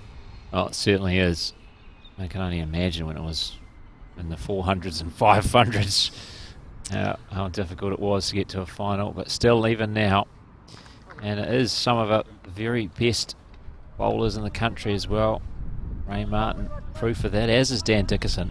Made it to the semi-finals in the men's pairs earlier this month at the Somerset National Singles and Pairs in Auckland. Well, it's one of those events, Brendan, when you do, if you are fortunate enough to make a final in the Taranaki Open, it's certainly something that you remember fondly of your bowls, playing bowls as your sport, for sure. Certainly, as I say, I was very, very fortunate to be part of a team that tied the Taranaki Open in that year with 432 teams. And it's a lot of teams. And in those days, we used to we travelled as far as Harbour to play section play around the coast, Opanaki, Rahudu, Opanaki, right around the. And you'd have to with that many teams. You have to. I'm surprised there were enough greens in Taranaki for everyone, to be honest. Well, it's quite incredible. Yeah, well, it used to go to Uranui out on the northern, out past Waitara. So there's, in those days there was a lot of clubs around, which some of them no longer exist, of course. But there was certainly played there by Grant Wakefield, pushing out the John O'Shea bowl. And I think the other great thing about it, and Grant mentioned this before when he was talking to us, is you have great memories of events such as this, and fond memories.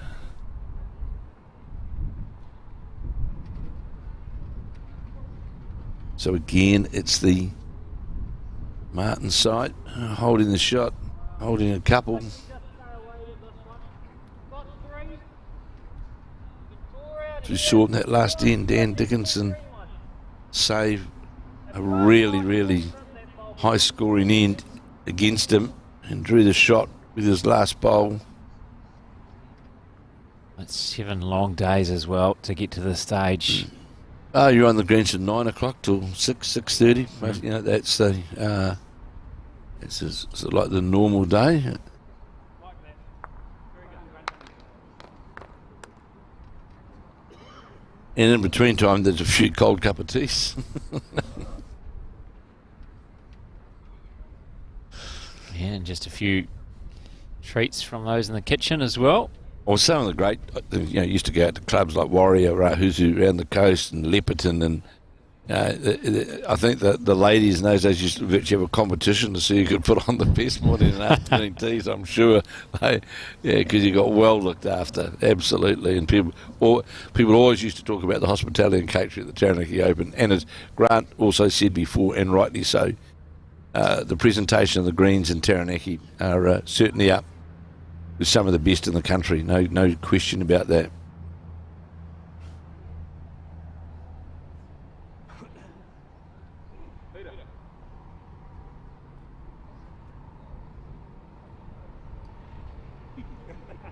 So Raymond Martin, he's back to the mat and looking from here, the front bowl of Leach's, and there's could actually be 3. That's a bowl of Mike Carroll's.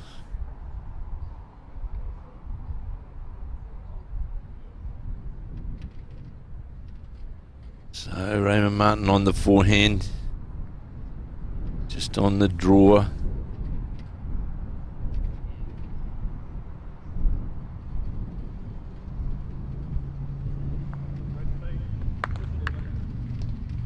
Dickinson be on that backhand draw again.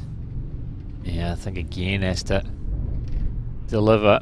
Called on to rescue his side. Certainly looks like Martin holding more than just the one shot. How far is it going to come back to the centre line? That's the big thing. How far is it coming back? Got it and goes by. So potentially 3 there. I just Martin's thought, holding if it is indeed the Mike Carroll bowl rather than the Lance Tasker bowl. I think it is. I heard Grant Wakefield actually say 3. And this bowl looks on a pretty good line of Raymond Martin's. Needs to come back and sit on. No, it doesn't. Goes outside them.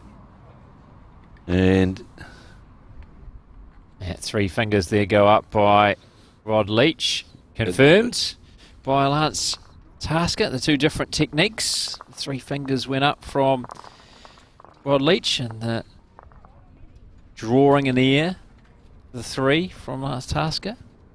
So, again, that is for Martin. So it'll be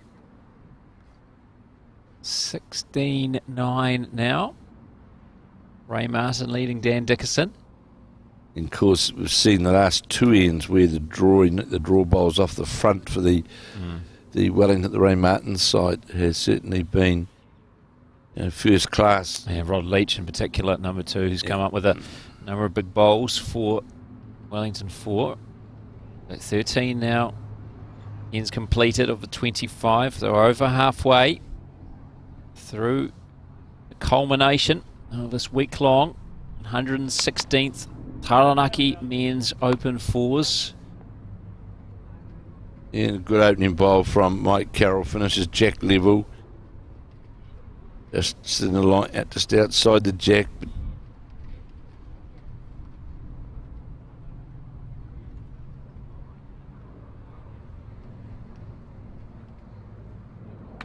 And a good bowl here from... Great response from Lance Tasker. Sits right alongside the jack. Yeah, within a foot. Very good reply. A pretty good battle off the front so far. There hasn't Sue. been much between these two.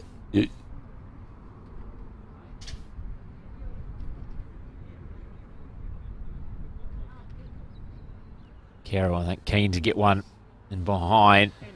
Not the right weight, just asked a bit too much of it out that wide side. Does open up that backhand side now for the Raymond Martin combination, with having that semi-back bowl and then another good bowl here from Tasker coming back to the centre line, and it's going to go by but sits right on the centre I think line. that's what Carroll was trying to do, and very well executed by Tasker. It should be holding a couple now. So as we predicted, backhand that Rod Leach would go to.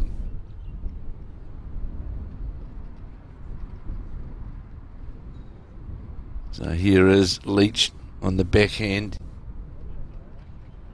Reach to the shot bowl. This is on a pretty good line. We're going to go by with weight. Might sit on the back bowl. No, it knocks it. It doesn't sit on it. Into the ditch. So how to play. Leach bowl. See the intent there of the Martin 4. Early on, looking to attack. Not waiting for the backhand players to play those shots. So this bowler, John O'Shea, is going to get the jack as well. Well played by O'Shea. Definitely be a couple. Still that backhand reach through the Mike Carroll bolt to get to the jack. Perhaps not as much weight as was played with his last bolt. So ideally you want the bowl to stay up, and he gives that the big slap he knew. It looks short out of the hand, it sure was. Yeah, a bit of a bobble and delivery as well. I noticed. May have played a factor there. Because that's certainly not what we've been seeing from Rod Leach since the tea break. Been pretty consistent. See this bowler, John O'Shea's now, that's going to fall a couple of metres short. Oh, something's happened. Both number twos struggling immensely with their weight. So Grant Wakefield getting instruction from Raymond Martin. Come down there on your forehand.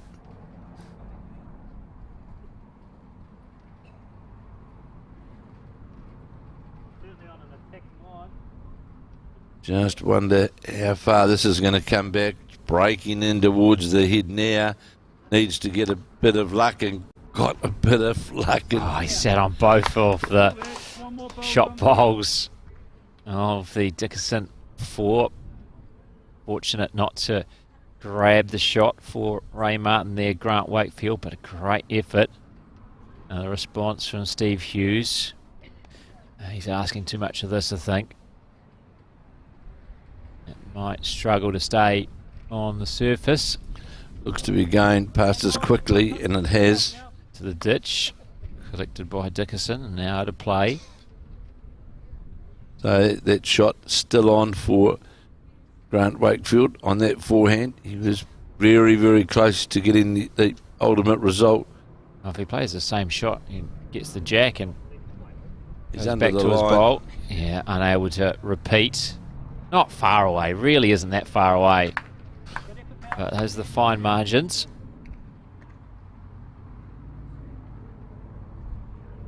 Played with the right weight. So Dan Dickinson will certainly be wanting to hopefully get another bowl in the head, and that's going to be short. But in saying that, being short also just tightens that line to the jack slightly, because it moved one of the blue bowls of the Steve Wright bowl, so it moved it across off the centre line, just makes that line to the jack just that more fraction harder for Raymond Martin. What weight he's going to play to get to the shot bowl. See the wind here. It's been a factor throughout the day. Certainly look at some of those trees as well. It is quite blustery at times. But on green level, not such an issue.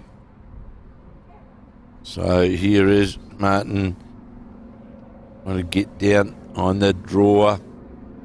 Not going to have the weight to get right to where he wanted to go. Was certainly on a great track was Roman Martin. And he knows as well that's cut his line off for that next bowl of his to get to that jack line. And it's definitely the O'Shea bowl which is shot, and the second shot on the Wakefield bowl.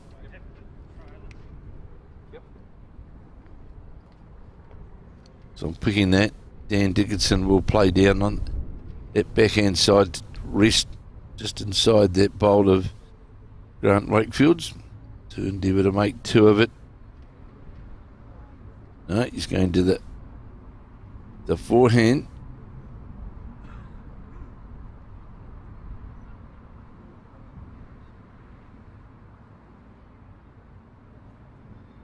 Dan Dickinson, formerly of Dunedin, and the far north, Kerry. He's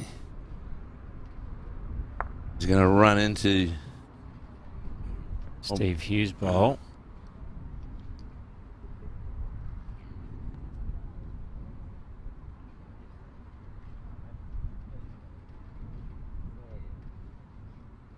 And just looking is Grant Wakefield at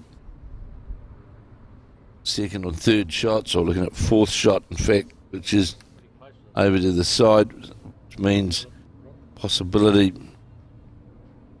to endeavour to attack with more weight to endeavour to If they get rid of the shot bowl, maybe they have second and third. Is that what they're thinking? Well, there's a chance they were seeing whether the bowl out to the right beats the other, the Tasker bowl, but it'll give us an idea with the weight that gets played by Raymond Martin. Yeah, the blue speckled bowl out to the right-hand side was Carroll's, closest to the jack on the left-hand side of both Taskers. So here's Martin on the full drive to try and get to the cannon on the shot bowl, and got the inside of it. Then could have had a fortuitous result, not to be, and definitely holding the shot is the Tauranga side. And now Dickinson a chance to potentially make it a second. A bit of movement behind the head. Starts, I think, one of his opponents will stand still for a moment.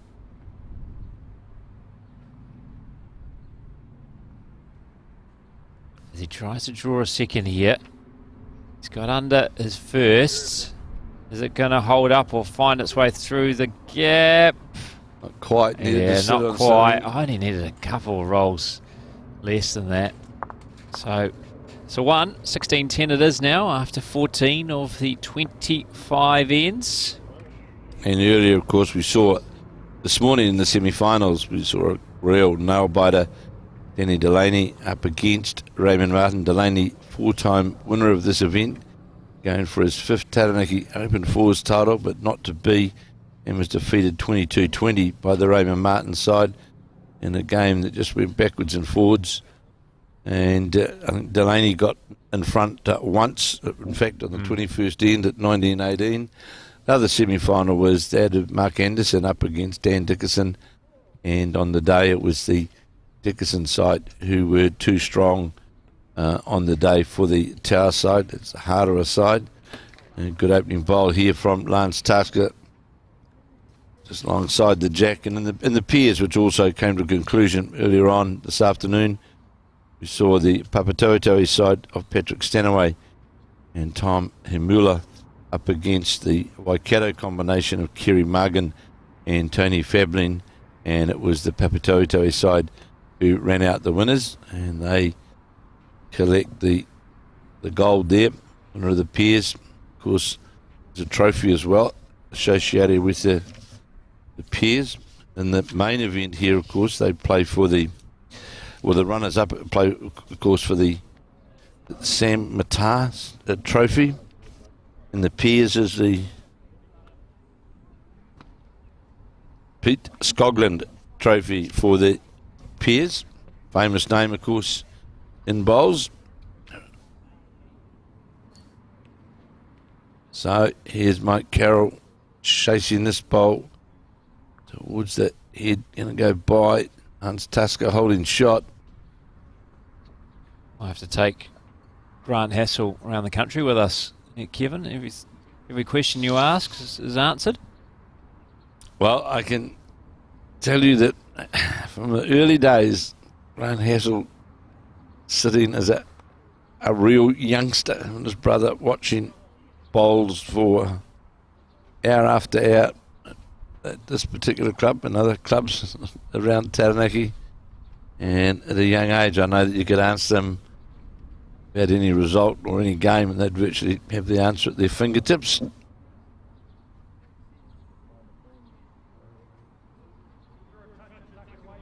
Leach just going by.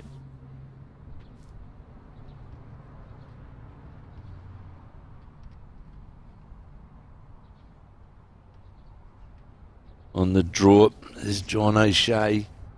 16-10. Raymond Martin leading.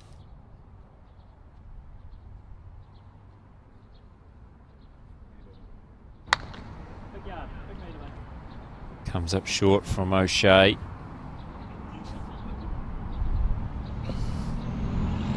A second from Leach. Certainly got that away with a better line, better width on the bowl as it's breaking in towards the head now. Not sure what the weight's like, but certainly had a very, very good arc to the jack, and that's certainly... Well, you could see it straight away. That was on a good bit of green, and the weight was near perfect too. Yeah, it looked good all the way down. Just had that nice arc to the bowl. As we see hold of Steve Hughes. It's steer the ball under the line. Yeah, not happy with that one. Turns his back on it. You can see that Raymond Martin just saying to Grant Wakefield, use that blue bolt, which you can see outside of the head. The draw is just under. The draw's not there, Grant. It's just under the front bowl there. Steve Hughes certainly got a better track with this bowl. Certainly given it very good grasp to the jack or the shot bowl. Sits on the shot bowl. Turned it over. I don't think it turned it out far enough though. Still looks one down that made shot of it. You saw Raymond Martin indicate then. So great second bowl that from Hughes. Great correction, Brendan, because after you saw his first bowl, it was wayward, wasn't it? It certainly was. Yeah, Grant Wakefield trying to draw inside to get down to what is the shot bowl, but well played by Steve Hughes as the skips change over on this N15. Yeah, Ray Martin's just going to stay down in the head, see what Dickerson comes up with. He's first to play of the skips. Dickerson makes his way to the mat.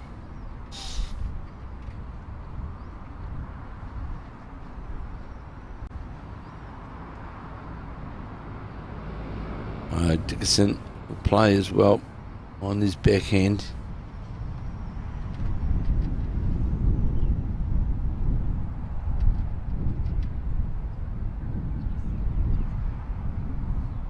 Got the ball out on a reasonably good line, but now it's starting to move away under the head, and it hasn't got the weight to hold up on that line.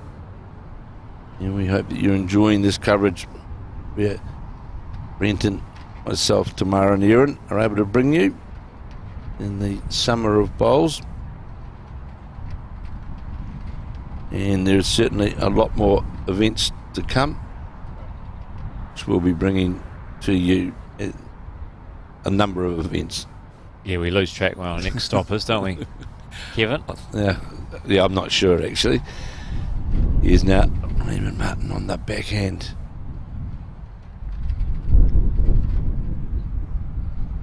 that looks to not have the weight to hold under on that line, and it won't. It looked on a good track, didn't it? It just didn't have the weight. You could tell it wasn't going to reach the target. So Dan Dickinson able to get a wee bit more, another couple of metres of weight, but hold that line. She's done out of the hand, certainly.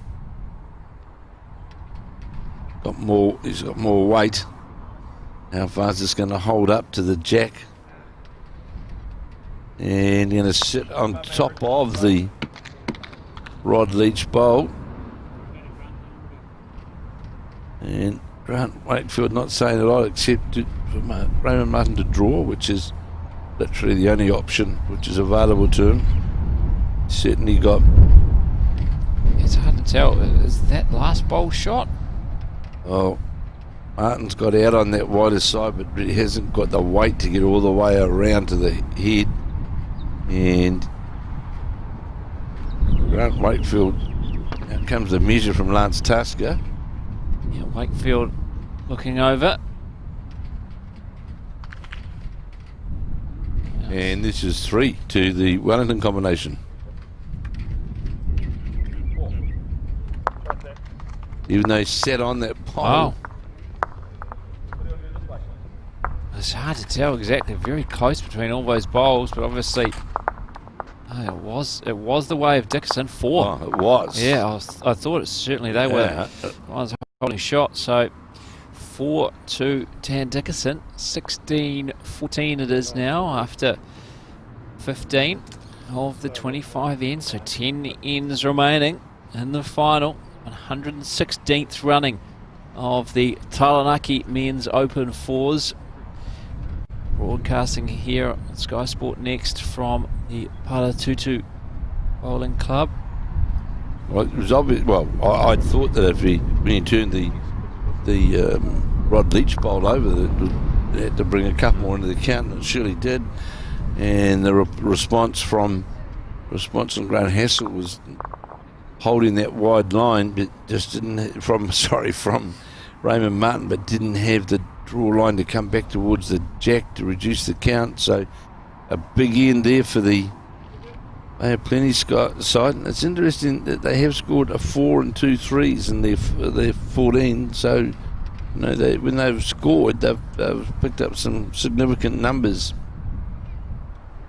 Yeah, likewise for Ray Martin. 2 threes and a 5. Haven't seen any 2s? I don't think we've seen a 2. No 2s. It's either a 3 or a 1. That's literally what it sort of looks like. So here is now Mike Carroll after Lance Tasker bowl. He doesn't like that bowl. No, I can see why.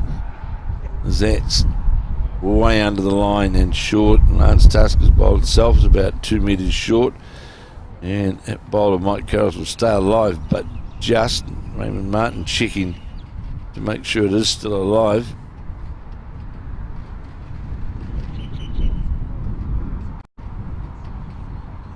So we're in 16 of 25. So a good little fight back from Dan Dickinson. Down by 7, weren't they? 16-9. 16-9. A couple of ends ago. As we see Tasker draw, toucher sits right on top of the jack. Just what you want from your lead after a good end. Let's continue that on the next. And here's Carroll on the backhand. That's going to disappear under the centre line, steering the bowl under the head. Not happy with that one. That's John O'Shea. He'll be trying to endeavour to build on the good start that Lance Tasker has given with this bowl literally right on the jack, and he draws the 2 metre mark just over the centre line. So Rod Leach on his backhand. Important thing for Leach is don't cut your green on the line. He's trying hard here with this bowl. looks as though it's just going to go by with weight. And the lesson here, real quick, is get second shot and then worry about attacking the head. Yeah, because at the moment, there's just that one bowl from Lance Tasker within a couple of metres. There's nothing else close, but O'Shea might be changing this right now. Well, good second bowl from him. Well, and that also makes that line harder. Yeah, so drawing is the name of the game right now. Get some bowls around the head, and then you can worry about attacking. And this bowl of going to come under the centre line. This bowl of Rod Leach trying to sit on the shot bowl. And great effort. Oh, great effort. Leach. Set out under the line and make second shot of it. And that's a relief actually for Raymond Martin, because it was starting to look very, very untidy, that head. Yeah, so sat on the O'Shea bowl and then landed on the shot bowl of Tasker. So jammed together those two. Blue bowl of Tasker, the red bowl of Leach. Now another blue coloured bowl, this time from Steve Hughes. Comes in behind the head. And Martin getting down low just to... there is a gap between the two. Just called him for the drop. You can hear Raymond Martin said just drawing down there. They're saying that the jack is not locked on top of the bowl. There's a weave, there's a couple of centimetres of air between, a gap between those bowls. Grant Wakefield used to sit on the green bowl of O'Shea's, goes by, goes to the 2 metre mark.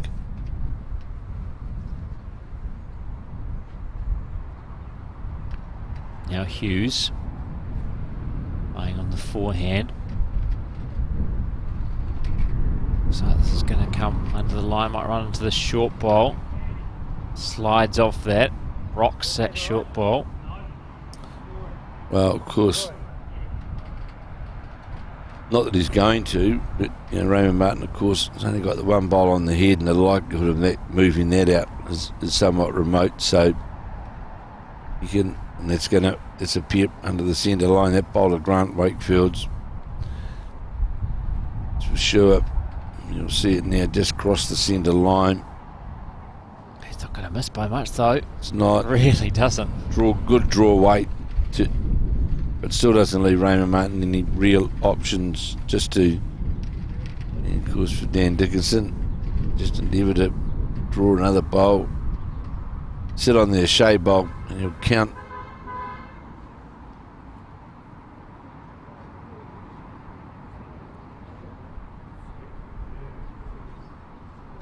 Because what he's looking at here, Brendan, if he plays the hand, the forehand touches the shot bowl, Jack could just move over to the John O'Shea bowl and make a couple of it, which is fine in theory, but of course what it does do as well, if he was to play that shot and get a good result from it, it does open the head up then for Raymond Martin, because the Jack could be sitting out a bit and he can play to it. Context of the match, you just want to stay away from it, don't you? Sure. Holding shot at the moment. Absolutely. Another end gone. 2 shots in it at the moment. It'd be different if you're trying to play catch up, but you're only 2 behind and you're holding shot. Not going to have the weight to do that. It's another bowl though in the area, and it is making even the draw for Raymond Martin that much harder.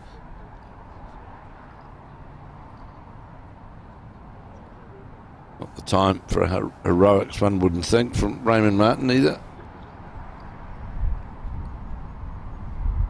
No, absolutely. Dropping a 1's not a bad result here. Yes, you can see something else we can't see.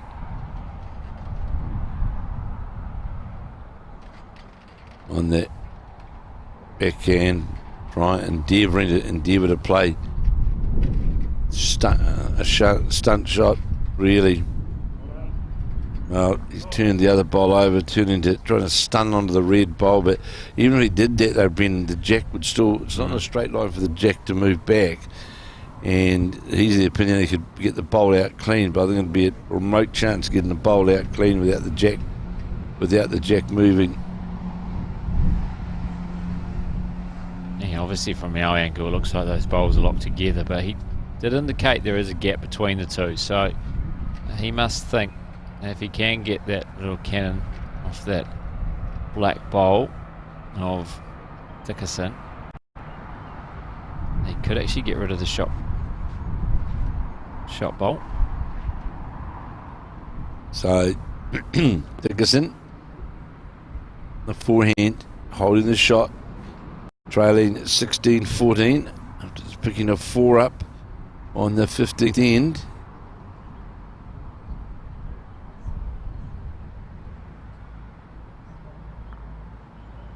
And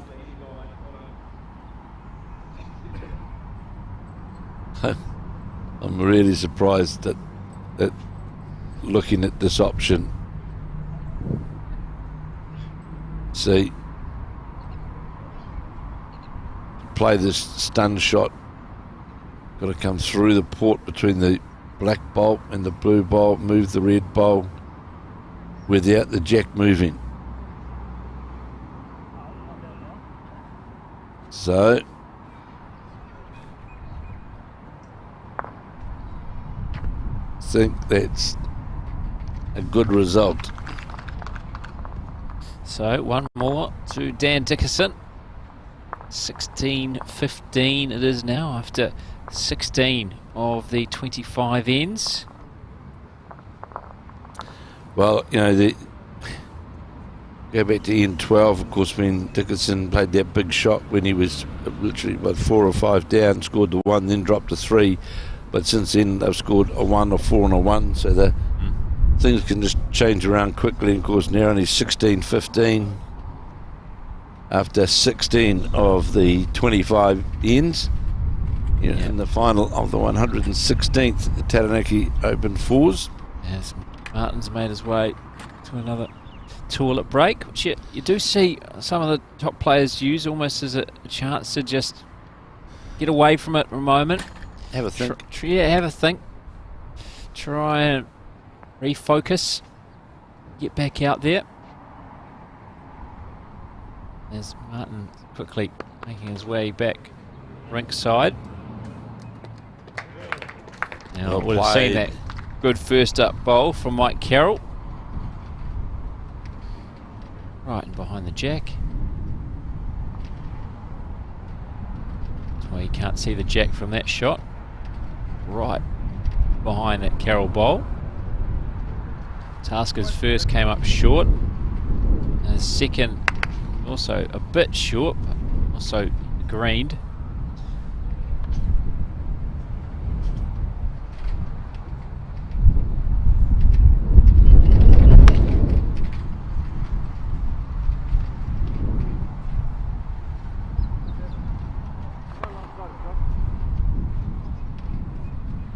What's that? Carroll bolt. Mike Carroll bolt, which is shot behind their head. Sitting just in behind the jack. John O'Shea, he's under the head.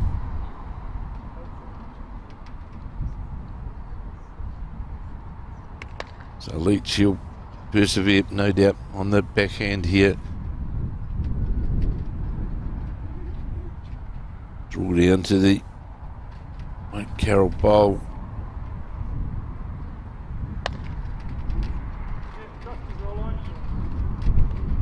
And that's a good ball. It's in behind the head. Won't count, but in behind the head, that's what they need.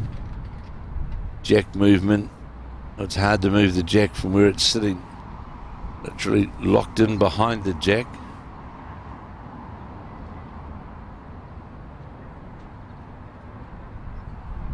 Just going to go by is the John O'Shea bowl.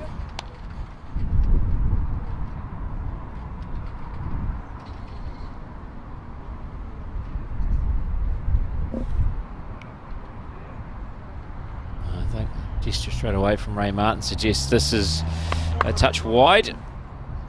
Straight away, gesturing they needed it to come in from Rod Leach. In reasonably good weight, so. And I think you could tell that the line wasn't quite right though at the hand. So Steve Hughes now playing down on his forehand to try and reach the shot bowl. And that looks as though that's going to just slide under the head, and does. I don't even know who's got the second shot. So can now Grant Wakefield head to the head for the Wellington combination. They haven't scored on the last 3 ends, dropped a 1, a 4 and a 1. They'll be need to start scoring. Just bowler Wakefield's just goes by. Steve Hughes, the hat's come off. Trying to reach to this shot bowl. Always look narrow. Oh, look at the slide. Raymond Martin put his head on it. There's the spear. It's still the shot, but that's...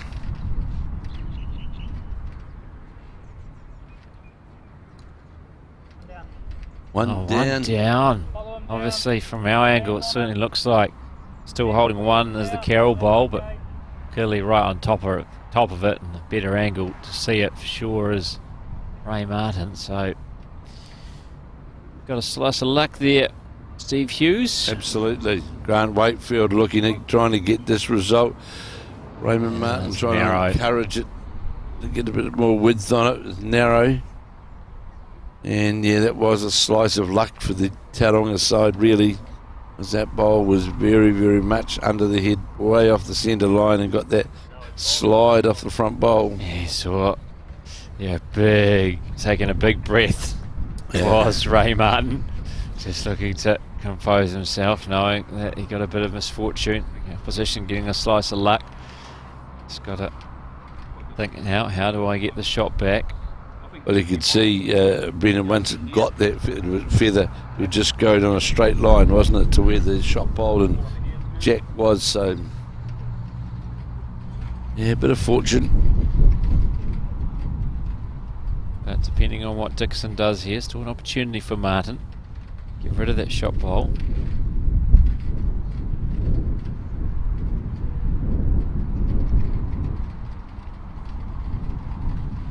Dickinson holding shot on the forehand. Is running into the bowls is Wakefield.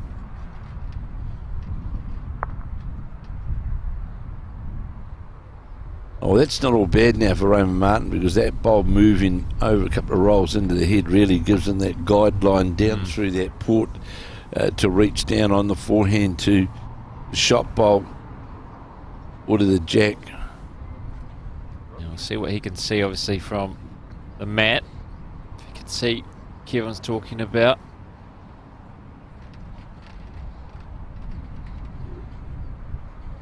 So here is Martin.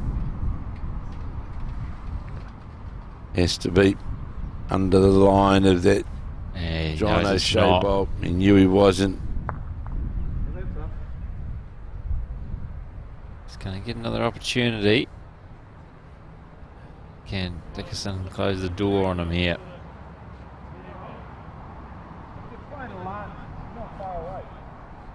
Very hard fought, tight contest. Very similar how this is playing out to our semi-final we brought to you earlier today. Ray Martin won out 22-20 over four-time champion Dan Delaney.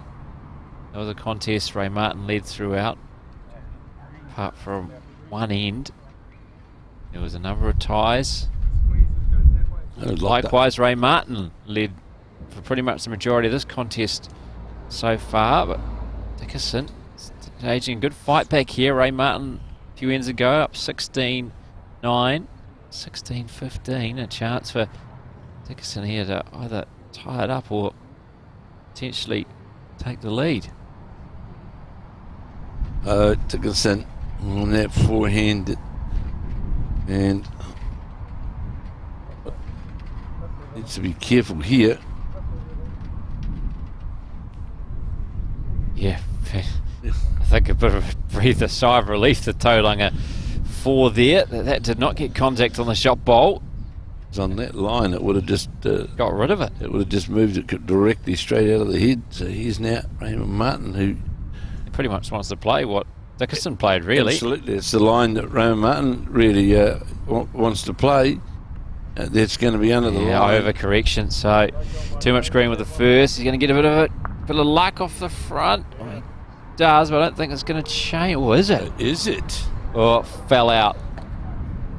Yeah, I think it's still 1 to Dickerson. Waiting confirmation. Just a little second look at this. Grant Wakefield having a look. And the Tauranga guys got there, and it is. Yeah, confirmed. If it hadn't fallen out though, that would have been shot. Absolutely. And it would have emulated what happened with Steve Hughes getting that little would have been exactly the same shot, wouldn't it? bit of luck off the front bowl. So we're all tied up now, 16 apiece, 17 ends completed. 8 ends remaining of the 25. This the 116th Taranaki Men's Open Fours. The final culmination of 7 long days. 4 days of section play, followed by 3 days of post-section. 164 teams started the week on Monday, down to our final 2, who at the moment, through 17 ends, cannot be separated. So the first bowl of Lance Taskers on this, the 18th end, was really wide on the draw, had perfect weight.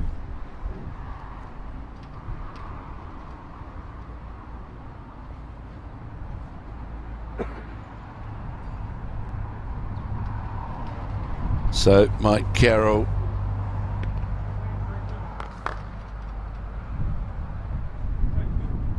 finishes right on the centre line.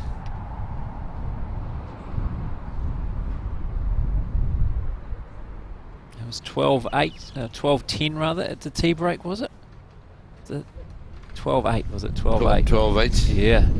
So after 10 ends, that was when the tea break was taken. So 8-4 to Dickerson since. And of course Martin had scored a 3. So only scored on 2 of the ends since then, of the 7. 5 ends going the way of Dan Dickerson. In this bowl, Mike Carroll's going to slide away under the head.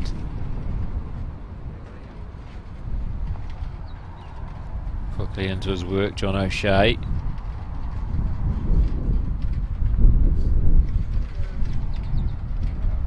And this looks to be, needs to get past, doesn't get past, leaving plenty of room. And we'll see now with Rod Leach on his favoured backhand, on his forehand coming up towards us here in the commentary, but that's going to be, looks to be under the narrow line to me, and it certainly is.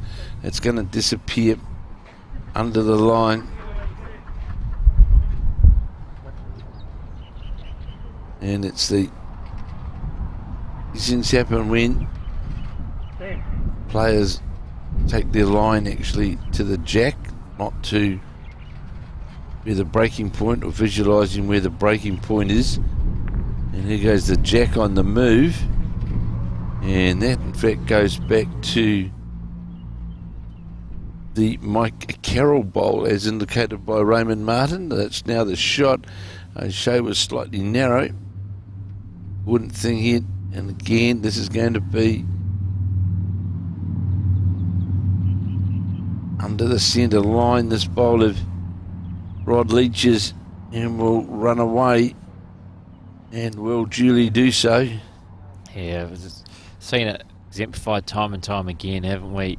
The fine line of finding that corridor with a jack. If you're outside, it seems to hang out. If If you're slightly under the ideal line, you'll come racing underneath.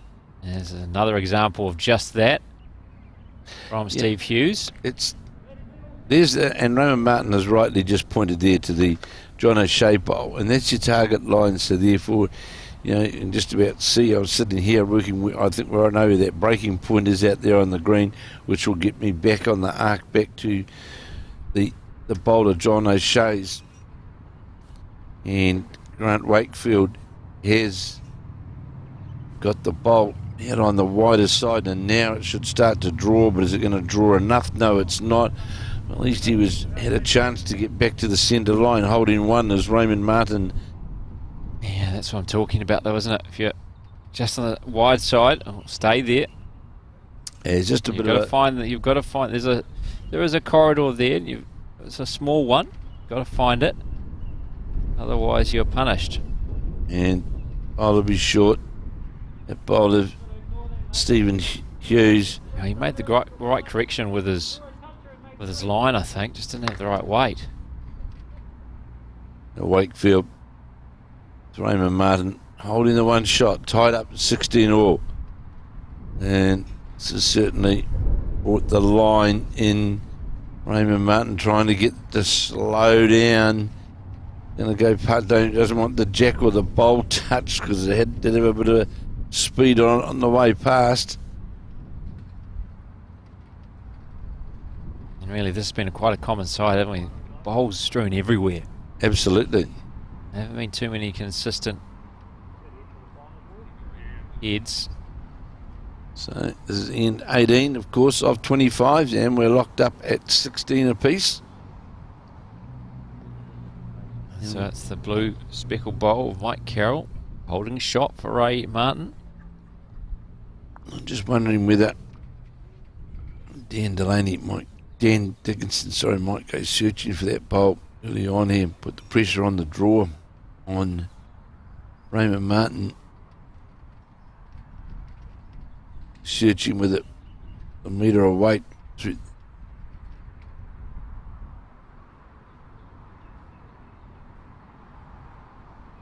That's what he's trying to play, all right. That's what he's trying to get to. He's going to get the jack and move it out to the side. It's a good effort. It hasn't changed the situation. No, it makes that. It actually now makes that shot to get rid of the shot bowl. It took us harder. Just the one. You can see what he was trying to do, though. Absolutely. Get it clean, take it all the way back to one of those bowls of Steve Hughes. So here is Raymond Martin, who's endeavouring on the backhand to get another bowl on the head for the Wellington Composite side and scoring. Here he is on the backhand, playing through that front port. Is he going to play through the front port or run into the front? And he runs into, which was a Lance Tasker bowl, I think.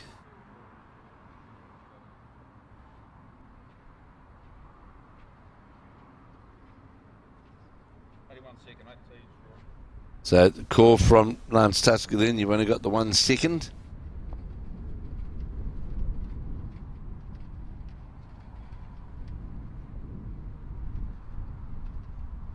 So on the draw, Dan Dickinson beat.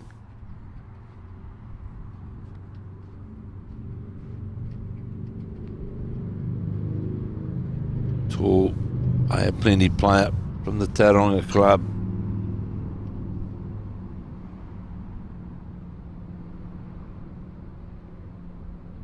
The backhand.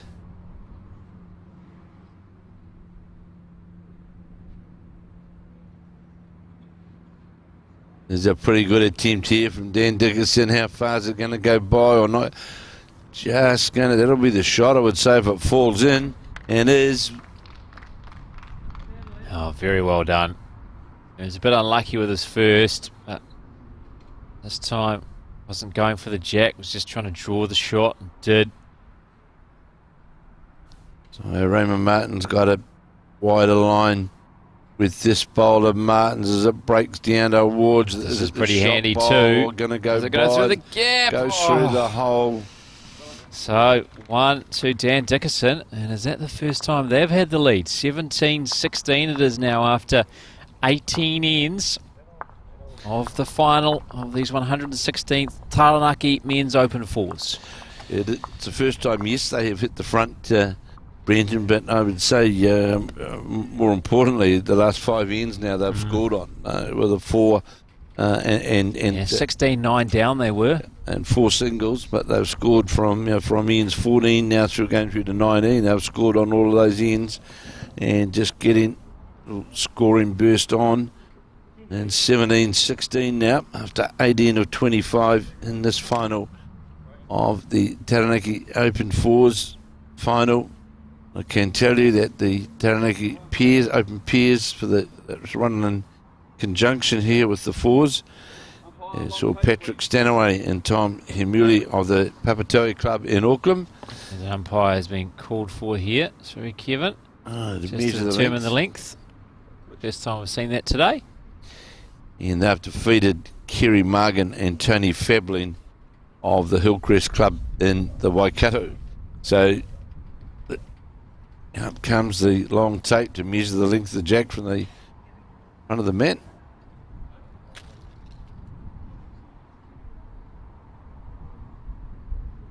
Umpire will get some assistance there from Rod Leach.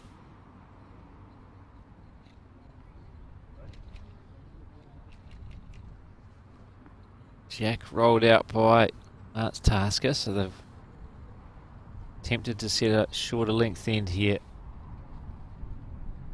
as Dickerson's 4. Is it long enough? I think it is. No. And not quite. I think by just an inch or so, indicated there by Dickerson. Very much in it at all. So we've seen the mat being brought all the way back by Mike Carroll, right on the 2 metre mark.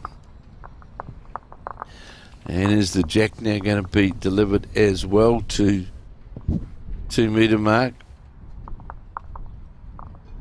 Looks about, that's where the intention looks to be. Is it going to stay up? That's the problem. And no, it's not. So we'll see now the mat will be brought up. Way up. Jack goes on the 2 metre mark regardless. And no surprise, obviously. Dickerson wanted to play short length end. And Martin wanted a full length end. So Dickerson's brought the mat up closer to what he's wanting. Of course, as Kevin mentioned, the jack had to be placed on the 2 metre mark after neither lead able to get the jack placed correctly. And here's the first bob of Lance Tasker's. It's going to just tip away that centre line. And now Mike Carroll on his backhand, playing down towards the town end, the city end here at Paratutu. And that too is going to just drop down to the jack and sits on it and just rolls in behind the jack. But opening bolt on this jack to the 2 metre mark by the Wellington lead. And you see Lance Tasker, as soon as he delivered the bowl. Yeah, not happy with the second either. Turned his back on it. He knew it certainly wasn't going to be an effective bowl. Just hesitating for a moment on the mat, Mike Carroll. Taking his time. Playing again on the backhand, just looking to follow his first, which was a toucher. Play in 19. Trying this to slow down is Martin. And it is going to another great bowl. Resting alongside that. It's well played. Deep. And behind the jack, just where you want to be. O'Shea, he's following down that Martin bolt on the backhand. Dickinson leading 17-16. Yeah, and Ray Martin just needs something to go his way. Needs to get something to stop the rot here from 16-9 up. They now trail 17-16. Well, it's interesting when we talk about those blocks of the game, and we saw that first block, as I'd call it, the Martin side being consistent and scoring, and the second block now, and Meridian 19. So this is the third block is just underway now. This being the real most important one, where you this is going to go right to the wire, one would think. Yeah, still very much anyone's game though. And just one shot in it. Early pressure here on the Tauranga side. Three good shots. This is much more like it, isn't it, from Ray Martin's front end. This is what he wants. Building a good head. 3 right and behind the jack. 2 bowls from Carroll. Now one from Rod Leach. Now coming with his second. Yeah, Leach ideally would want to, if he could, going to though, finish on that well short backhand side. But if he gets the centre line, certainly looking from the mat just makes it. If you stand looking at there now, Brenton, it is harder to get directly to the jack on the run shot. So Steve Hughes needs to be able to play the draw on the forehand, which he's doing. And that's just going to run into a Lance Tasker bowl, turn it over. And Raymond Martin quickly indicating as the bolt, Hughes went out, indicating to Grant Wakefield, draw out to where these John O'Shea bowls are. This is what he ideally would have liked for Rod Leach to get with his second bolt, to get him bowls on that backhand side, and that's exactly what Wakefield has done here. So Hughes now, he's going to change to the backhand. 4 down.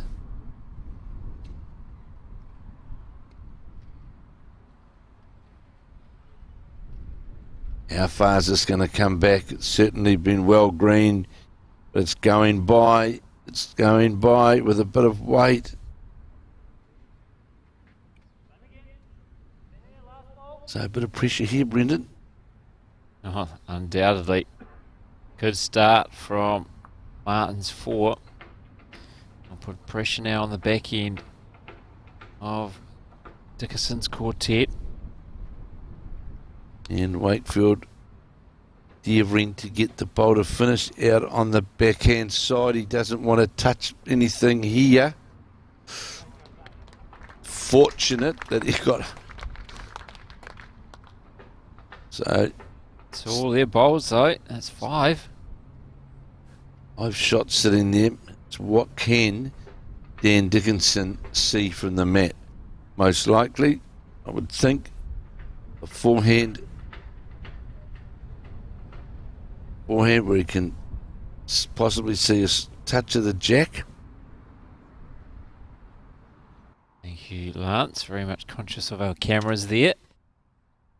Make sure he's not disrupting our viewpoint for not just us, but obviously all of you back home, wherever you may be watching our coverage here on Sky Sport Next. I hope you are enjoying it. Bringing the... On the drive is Dickinson. On the drive. And what a bowl that was. He's killed it expertly. Well, he could not have done that any better. A great rescue shot from Dan Dickinson. Ray Martin holding 5. And could not see Dickinson much. Comes up with a great shot. Yeah, like you said, obstructed from the mat because of that second Leach bowl, wasn't it? It was right in that centre line.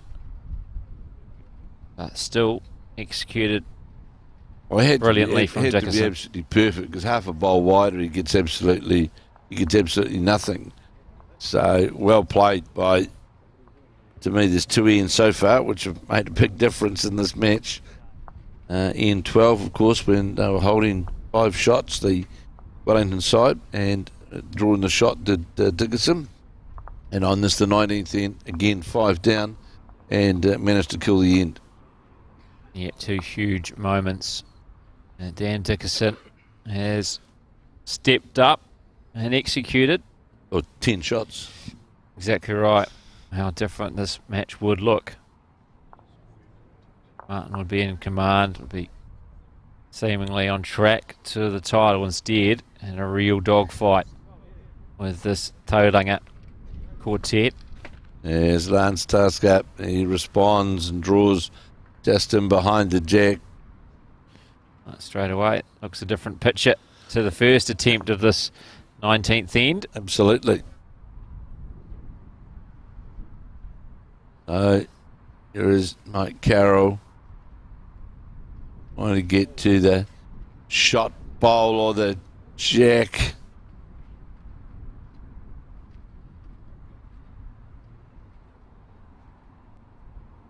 Just slipped by.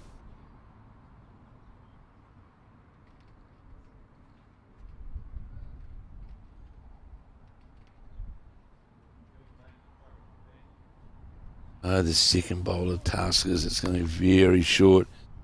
Raymond Martin urging, encouraging Mike Caroline on that backhand side. Trying to get him bowls on the head's the most important thing. Can't attack with no bowls on the head, although Dan Dickerson just got the kill. Well, that was his only option, wasn't it, for Dickerson? Yeah, it was.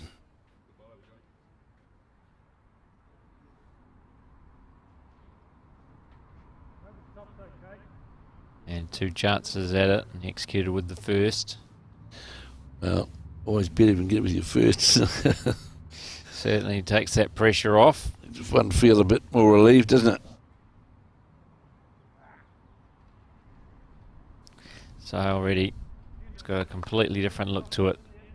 And when we first played this 19th end, before it was killed. What we're straight away seeing now, one bowl goes on the jack and players tend to try and squeeze their way onto the jack. Instead of trying to get that green. Because the good thing is if you can get on the outside when you give a chance, you've got bowls to work on later on in the head, but of course at the moment it's just that one bowl, one solitary bowl sitting there. So this bowler Rod Leach is giving it more green, but hasn't he given it any more weight? I'm not sure. Get past the front. And second shot. Still relatively short of a target, compared to that opening bowl of Lance Tasker, which you won't be able to see the jack because it's right behind that Tasker bowl on the centre line. Blue bowl. So Grant Wakefield getting his instructions from Raymond Martin. Come down on this forehand side, endeavour to get as close as you can, reach the shot bowl. And it's on its way on that forehand side. He's certainly given it some width. And go by the head. There's the shot bowl and the Rod Leach bowl, which is in front of the jack by about a metre, and then there's nothing else within a couple of metres of the jack at all. So Steve Hughes, he put some pressure on the draw, and that's going to go by, but will be second shot for sure.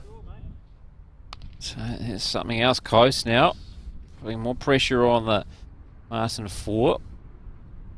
It's number 3, Grant Wakefield now. The backhand.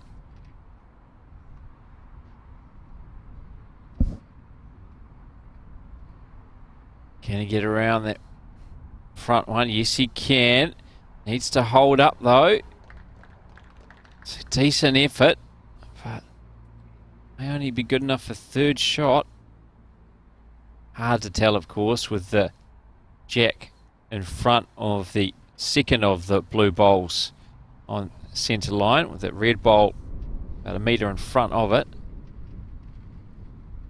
Great attempt by Grant Wakefield with his last bowl. Just skipped by. As Brendan said, more than likely they're still 2 down. Dan Dickinson now play his first bowl on this N19. Looking at the head saying, I enjoy this a lot more than I did the last time we played this 19th end. That's for sure. On the back end is Dan Dickinson. Defending what he's got rather than trying to rescue, change the head on it to his way. He was forced to do, came up with the kill. Good ball here from Dickinson, and this will count as well. Yeah, should be 3. This time it's Martin who's really Definitely 2. the pressure on the draw on the backhand.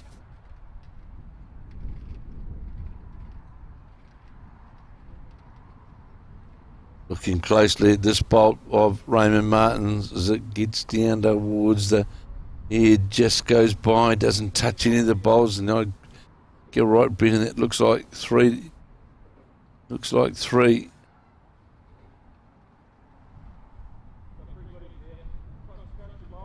Yeah, I think 3 was the indication there, was it, Waitaska? Yeah. He's just giving an indication of where he wants it now.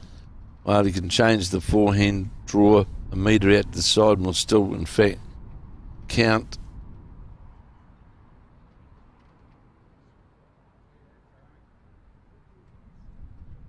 Here is the Dickinson bowl, needs to get under this short bowl, and he's going to get a generous slide into the head. And I don't think that it may count, don't think so though. Might be pretty jack level though. It Could be a 4th. It's very hard to tell, of course, from our angle. Now the pressure's on Raymond Martin to play that big bowl to. They've got 4 of the 6 bowls in the area. So Ray Martin with his last needs something here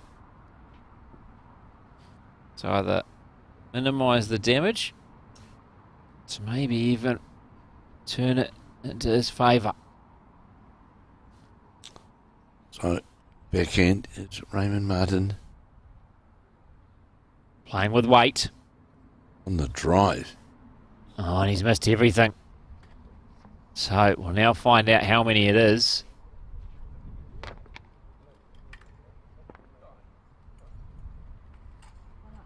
Four is the call from Rod Leach. Yep. 3 has gone up on the scoreboard at the moment.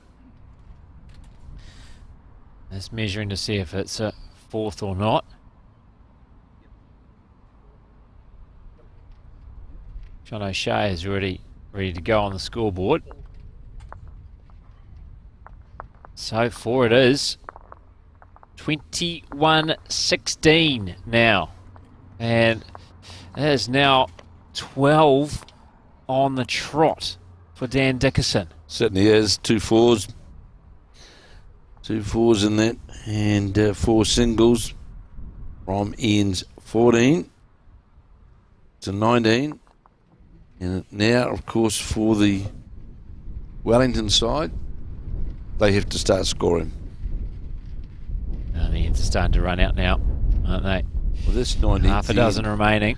And remember, that's the replay, that 19th. So that one end is at a 9-shot turnaround. Yeah. It's massive.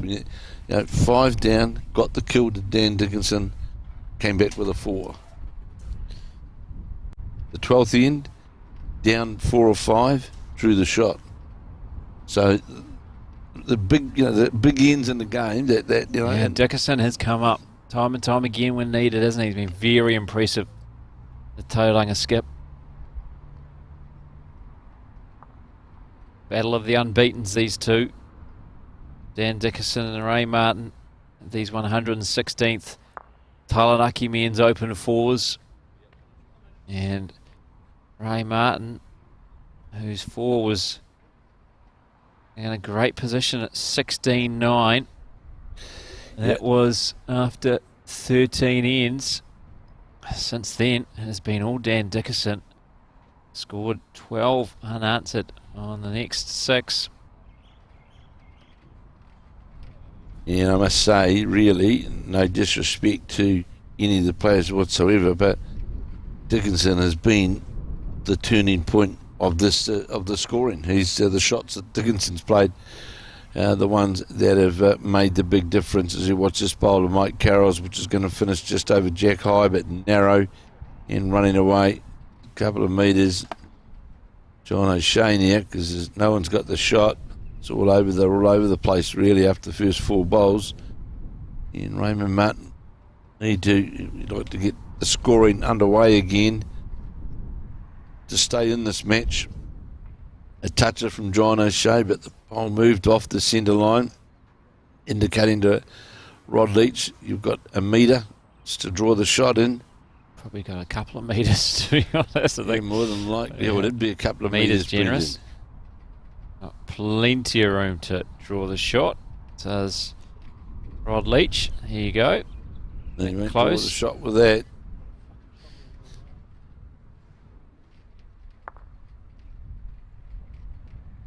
So we play in 20. And Raymond Martin will know 6 ends is plenty. 5 shots isn't impossible to overhaul, that's for sure. But the key is now to score. They just have to stop the right, don't they? They have to stop this momentum off the front. That's a big thing, and that for you to put the pressure on, and that's exactly what happened on that last end. They put the pressure on early to the Lance Tusker combination. He drew a bowling behind the jack, and so Rod Leach with his second, and will draw the shot. That's well played by Rod Leach. Sits just in behind the jack. Well played by the number 2 for Raymond Martin. That's what they needed. And a wee bit harder to get. Ball's been moved off the centre line on the draw. And Steve Hughes, you can just see Brendan Country coming up towards us here. It does just hold for a fraction of a few metres on that line. Just does hold for a fraction. Here is now Grant Wakefield holding the shot as the Wellington combination, trailing 21-16 now. To get past this front bowl, and will. She'll be it. And Martin will be pretty happy with this bowl. Comes in behind it, wanted to fall in, and falls in. May well be. It should be 2. Steve Hughes now. Certainly narrowed this up. How far is this going to come back? It's on a pretty good line. Interested as Dickerson. Coming back. And draws wonderfully the jack. Done. No luck needed this time for Steve Hughes. Very well executed. Made the appropriate adjustment with his line. Weight was pretty good anyway. And grabs the shot. Martin was holding 2, now Dickerson holding shot. On the backhand run is Grant Wakefield trying to get to the Hughes bowl and rocks it, turns it over. The toucher bolt of Hughes. He isn't able to get rid of it though. Still holding shot as Dickerson. Good effort though by Walker. Certainly was. And Wakefield, excuse me. So the opportunity here, of course, is for Dan Delaney. Dan Dickinson's realised that needs to get past, because certainly be the endeavour of the trail played by Raymond Martin, just to get past the greeny coloured bowl of John O'Shea. If you get to touch on the jack, because there's the 2 bowls sitting there of Grant Wakefield's in the red bowl of Rod Leach as well.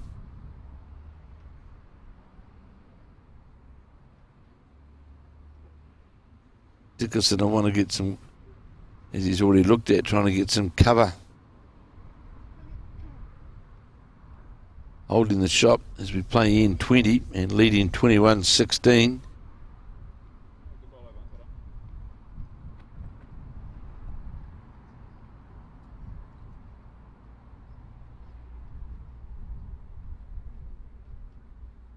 Bit of cover there for Dickerson. If Martin does decide to play with some weight, try and the jack back. And certainly not an easy shot for No, certainly Raymond right. Martin to get to that bowl. Here he is. Get to the bowl to get a touch on the jack. So here is Martin, the forehand, trying to reach the bowler John O'Shea's or to get a touch on the jack. And this is going to be under the centre line, sure.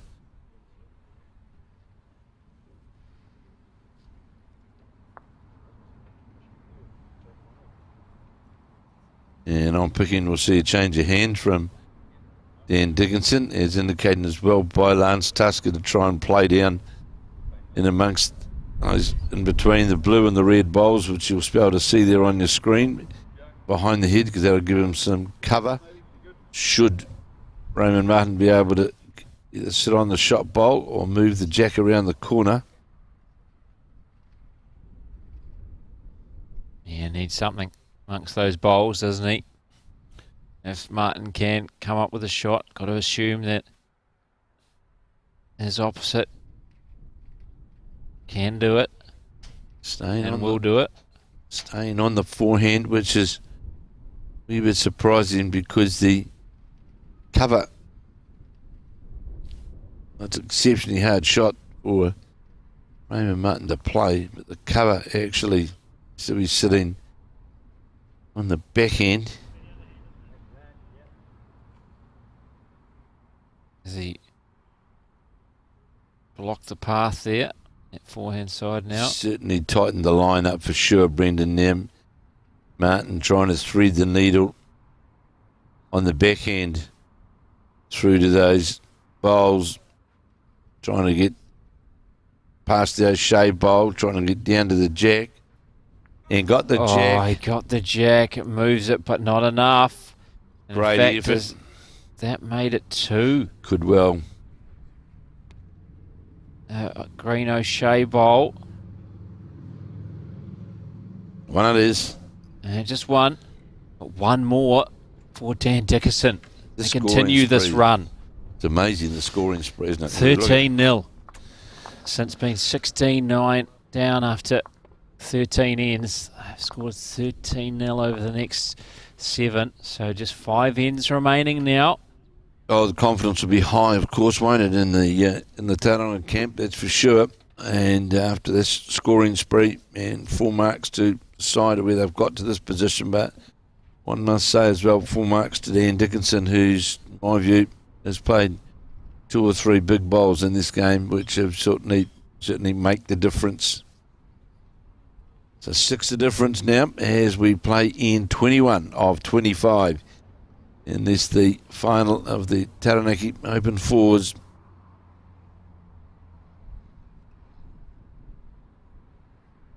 Hope you enjoy this coverage that we've been bringing to you throughout the day.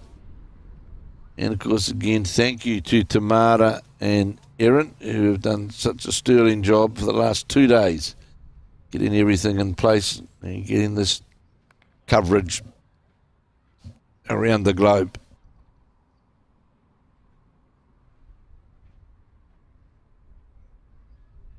Yeah, it's a long day for all those involved. Setting up all the gear, packing it up as well.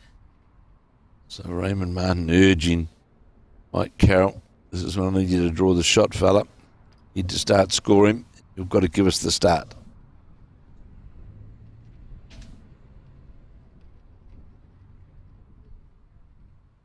And this may well goes by Yeah, again. the head just went down there from Ray Martin, saying no, it's not going to hold up. So John O'Shea now. 5 ends remaining in this final. Just needs something to get him going, doesn't he? Ray Martin. Or Dickerson of late.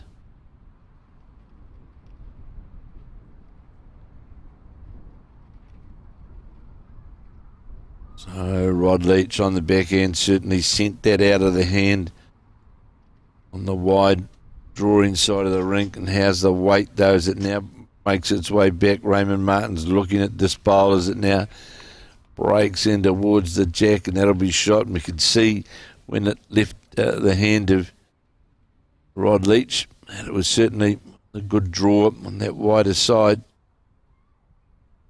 On the wider side, you're going to come home to the jack. You get on the narrow side, you're going to run away from the jack.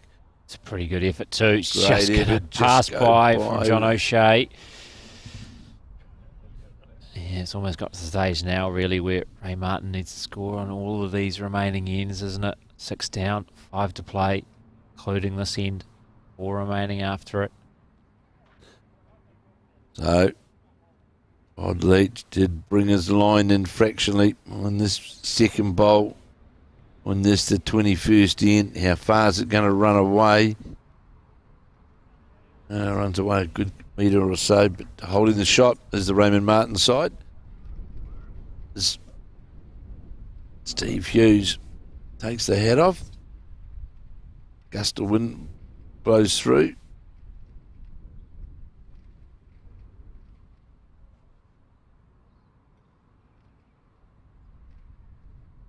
Extended delivery of Hughes.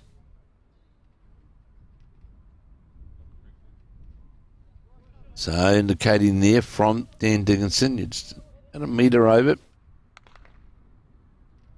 Could be 2. Brendan looking at the monitor there, don't know, do you, with a jack level bowler. Yeah, that may very well be second. Both of Leach's bowls could be counting. So here's the bowler, Grant Wakefield, which was under the head, had more like a good weight, but so Dickinson saying to us 3. Steve Hughes, just stay down here on this line. Had a great bowl on the last end, went down, did Hughes, and drew the shot off drew the jack, in fact. Got a better bowl here as Hughes. He's got a better bowl here. Has he done it again? Not quite. I think it's still 1. Raymond Martin indicating it is the 1 they're holding. Good effort though by Hughes. Not far away from taking the shot, just as he'd done on the previous end. But certainly has cut the count. Looked like they were holding 2 or 3 potentially, Martin. So now just 1. Can Wakefield make it 2? Raymond Martin looking closely at this bowl. Is it going to sit on the bowl, fall in? He wants it to fall in. Not fall out. It's not going to do either. Yeah, it's imperative for Dan Dickinson, of course, now as well, that he gets another bowl on the head, as he certainly will be.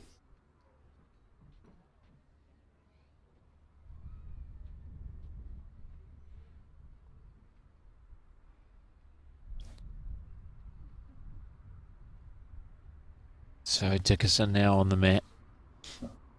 Skip of this Tauranga 4. Looking to take this prestigious title back to the Bay of Plenty. First time in over a decade. Got it out on a good line. Just the weight's going to be lacking though. You see Lance Tasker just indicating to him and need about a metre of weight. So Raymond Martin making his way back, holding the shot.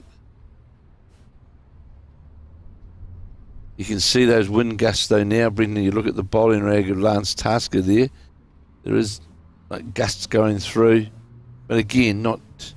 Yeah, but now look at the rag. Sometimes Correct. the rag's hardly moving. Other times it's horizontal.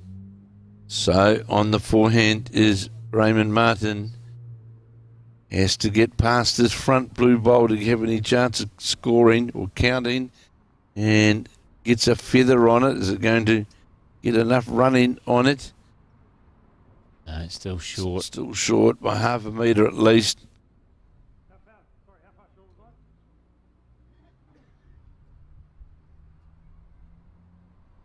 So Dan Dickinson asking Lance Tasker, how much do I have to improve my weight by?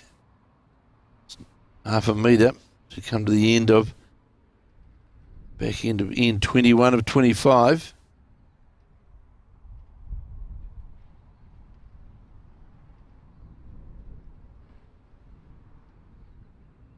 And This looks handy. It is handy. He's giving it more weight, that's for sure. And he's look done at it again. this from Dickinson. Even though it fell out, that will be shot. Tip of the hat from Lance Tasker, his lead to a skip.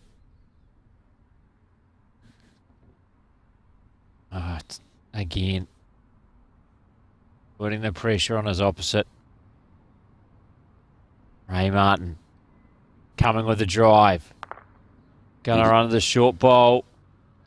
Should be one more for Dickinson, applauded by his quartet.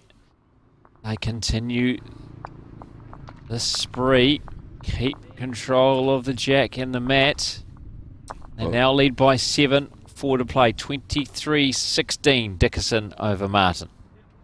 Well, it's been all Dickinson from end 14 through to end 21, which has given them the 7-shot break after, in fact, at end 13, they were trailing 16-9. That was them. It was the Dickinson side who had the 7-shot deficit, and now that's been turned around. And again, we saw Dan Dickinson saw there, he drew the shot, and he certainly played some big bowls this final. To date, he's been the player of the final without any shadow of doubt, with the conversions and saving shots that he's played. Oh, there's no doubt about that. He's been outstanding. Almost come to expect it now, haven't we? He steps on the mat if they need a big shot. He's produced it. And again, we see the bowl of Mike Carroll's just slip away under the head, not getting back to the centre line.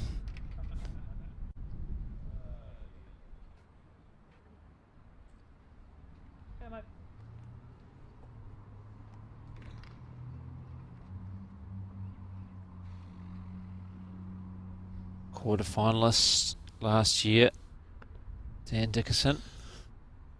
And this bowl of Mike Carroll's is going to just sit outside the bowl of Lance Tasker. And this is the end. This is definitely the end. Oh, they simply must score, Martin. Now, they 3 ends after this. Well, these are the ends. You score a 3, and you're right back. You're right back in the game, and you can. But they're making it very, very hard for themselves. Yeah, single keeps them in it, but they want more than just one. Ideally, but they just want to stop the rot. They've conceded 14 unanswered since they last scored.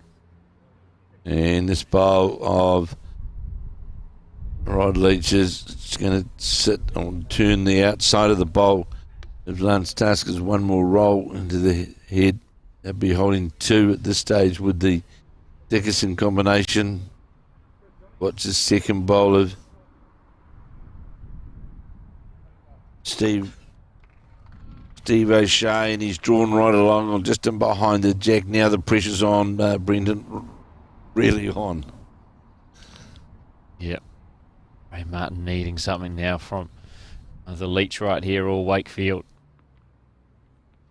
Otherwise the pressure's on him to deliver.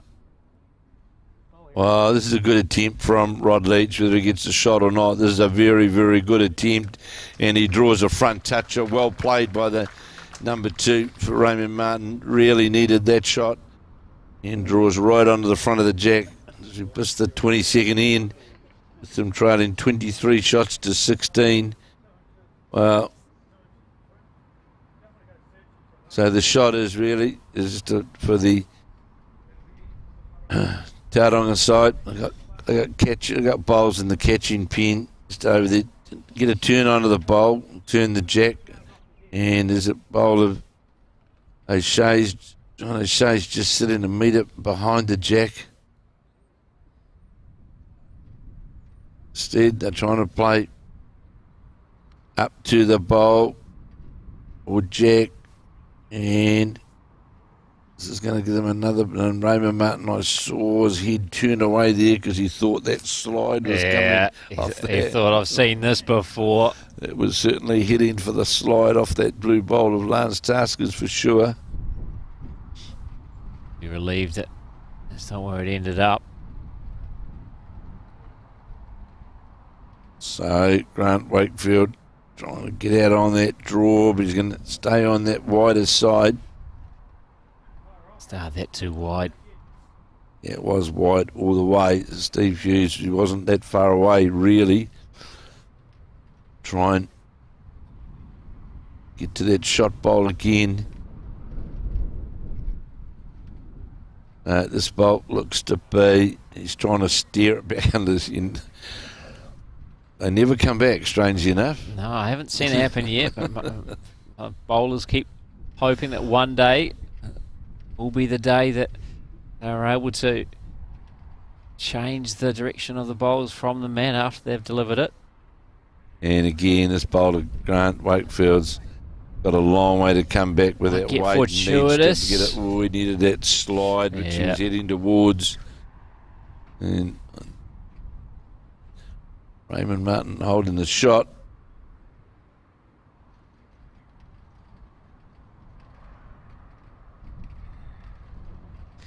Just hoping he can come out of this with it still intact after Dan Dickerson plays. Yeah, well, ideally, two's the minimum number that you really want to give it. Like lift the spirits and change the length and get a 2.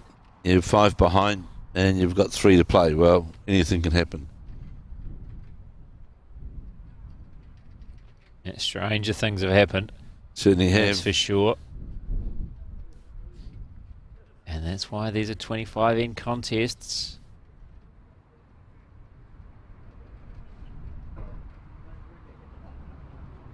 Gonna play 25.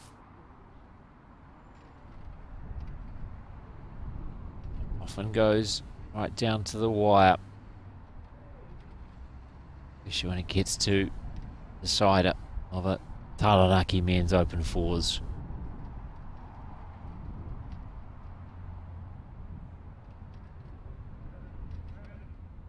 Dan Dickinson daring to get behind the head,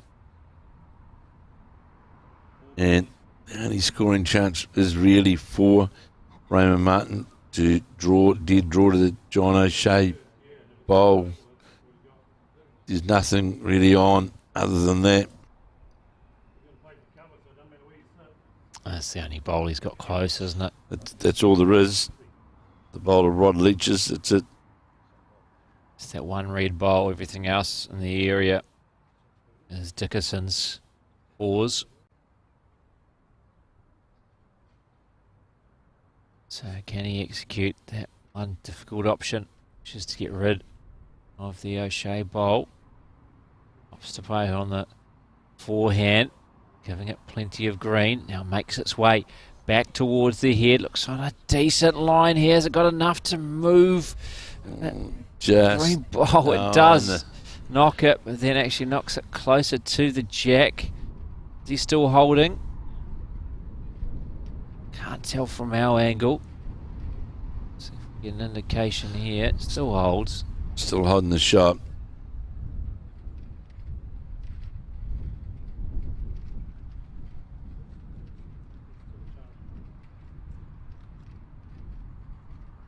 And really, for Dan Dickinson,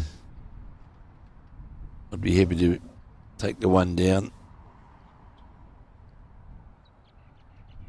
Oh, when you've got a 7-shot advantage, you can have those kind of thoughts, can't you?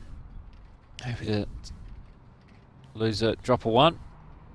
Yeah, no need for any heroics. So on the back end now is Dan Dickinson as we come to the end of end 22. It's Raymond Martin holding the shot, trailing 23-16.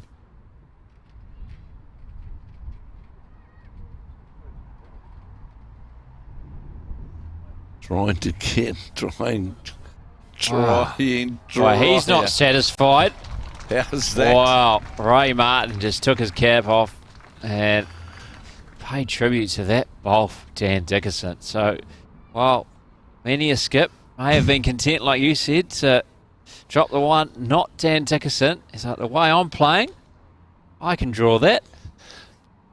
Well, that was a magnificent bowl, and really, I suppose there was no danger for him not playing any attacking shots. Just backed himself, so I can draw it. Man, he certainly did that.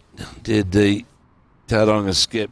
Yeah, he played with the right weight, of course. If he played with extra weight, then he could have been maybe in danger, but he knew it was just the right weight to make it to the head, no more.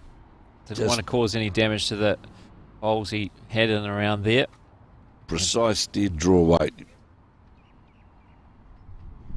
Lovely bowl. Said time and time again from Dan Dickinson, especially since the tea break. Ray Martin, can he come up with a moment of magic here? Trying to move or it's under the stun line. The bowl out of the head. He's not going to. So the run continues for Dan Dickinson. And Jack remains in the hands of Lance Tasker, as it has since the 15th end. Incredible. After 13, it was 16-9. That seems a lifetime ago, because it is now 24-16, and we've played 22 of the 25 ends. So the Tauranga combination, I know Paul Hunt, their president, who's been watching throughout the afternoon. He'll be getting very excited with how his Tauranga side has been performing as we get down towards the back end. 23 in, playing in 23 now as we come to the final stages of this, the 116th Taranaki Open Fours at the Paratutu Bowling Club. Shadows start to come out in front of us at the clubhouse here, or in front of the indoor complex. So here's now Mike Carroll on his forehand, trying to get it to slow down on the delivery, urging it to slow down. Looks a pretty good bowl from here, and goes by though by a couple of metres. Yeah, by a short length end here. Dickinson's 4. Just couldn't get that one to hold up, Carroll. This Tasker time with his second. we go back to the Somerset Nationals. This time the short end's in favour of Dan Dickinson. Yeah, of course. Alluding to his semi-final against Mike Bradshaw and John Carruthers, where John Carruthers came up with a couple of big bowls on a short length end on the final end of their pairs semi-final at the Somerset Nationals in Auckland. Didn't go the way of Dan Dickinson on that occasion, but he is edging closer and closer now. Just 2 ends after this. 8-shot advantage. Time and ends are certainly running out for his opposite, Ray Martin. Scoring is essential, and this the 23rd end of 25. Leach in that backhand. How far is it going to go through the head? Is he going to get the jack on the way through? No, it's not.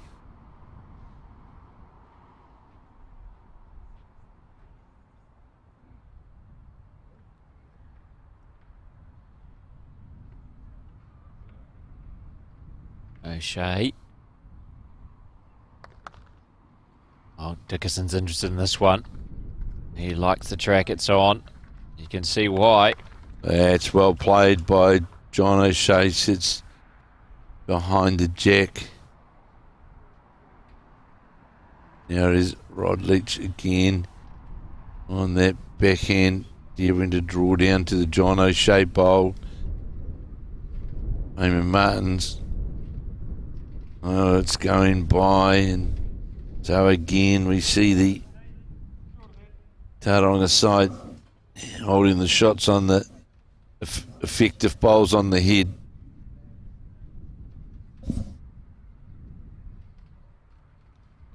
Hughes.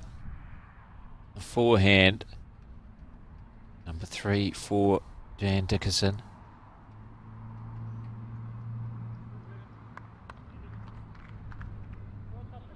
Fishing pretty much jack level. Meter to the left of previous picture on that forehand side. Now Grant Wakefield on the backhand. Number 3 for Martin's quartet. Looks a decent bowl. Just going to slide under the jack level. Great attempt from the number 3 for Raymond Martin.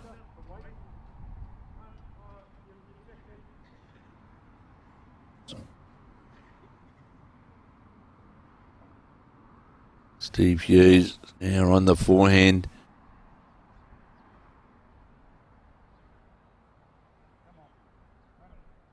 And I see sitting up on the bank Mary Campbell and a group of the Tauranga women who are going to be lining up for the Taranaki Open fours. Got down here in time to watch their club mates. Great to see.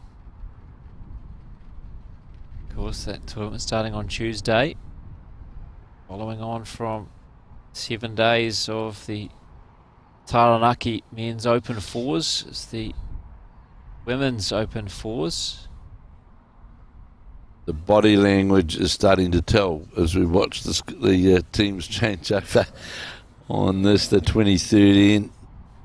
Well, it must be hard to get up and keep positive when you're Ray Martin's for.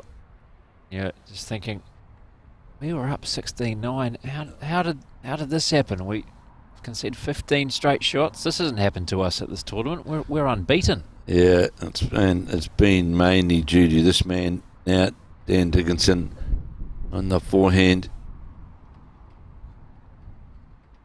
Again, holding the shots on the head. And turns the bowl over of the Wellington composite side. It's interesting as well, Brendan, that the side, although Dan Dickinson's had a couple of drives, they've spent more time. Early on in the game, they were sort of running at the head a bit. They were sort of playing weighted shots a lot, etc. They got back to their drawing and we've seen John O'Shea, his game's improved significantly, but we were seeing Dan Dickinson draw some first-class shots, sitting on top of bowls, moving the jack. Here's Martin on the drive, and say going for the kills on the wide side, gets the... And looking from where I'm sitting right now, it looks like 4 shots still to the... Well, this could very well be the final end here. Dickinson picks up a decent number. 3 or more, you'd think. It could very well do it. Already leading by 8. Just 2 ends remaining. Over 25 after this. This is end number 23. Well, you look at, if you don't score here, you haven't scored for 8 ends. It's unlikely you're going to score 12 shots in 2 ends, isn't it? So Dan Dickinson making his way back to the mat. Still see the chalk on his bowl from where he drew that toucher.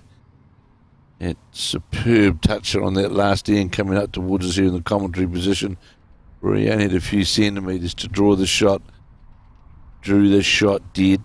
And there is Dickinson, I think, holding 4 in the backhand. Going for cover was a call from Lance Tasker. Well, that is aptly done now. So also if the jack goes directly back, it's owned by the Taranaki side because there's a bowler, John O'Shea's back there as well.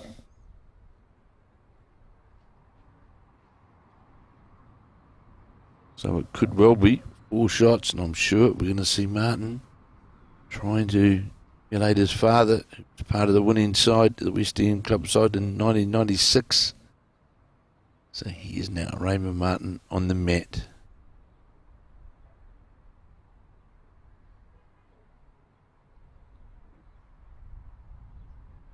In the draw this time. Looks under the line. It's not going to change the situation.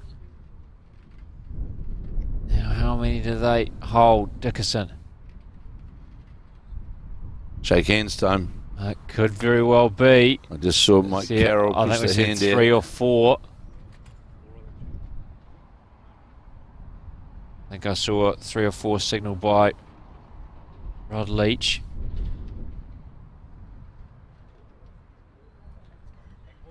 And that's it.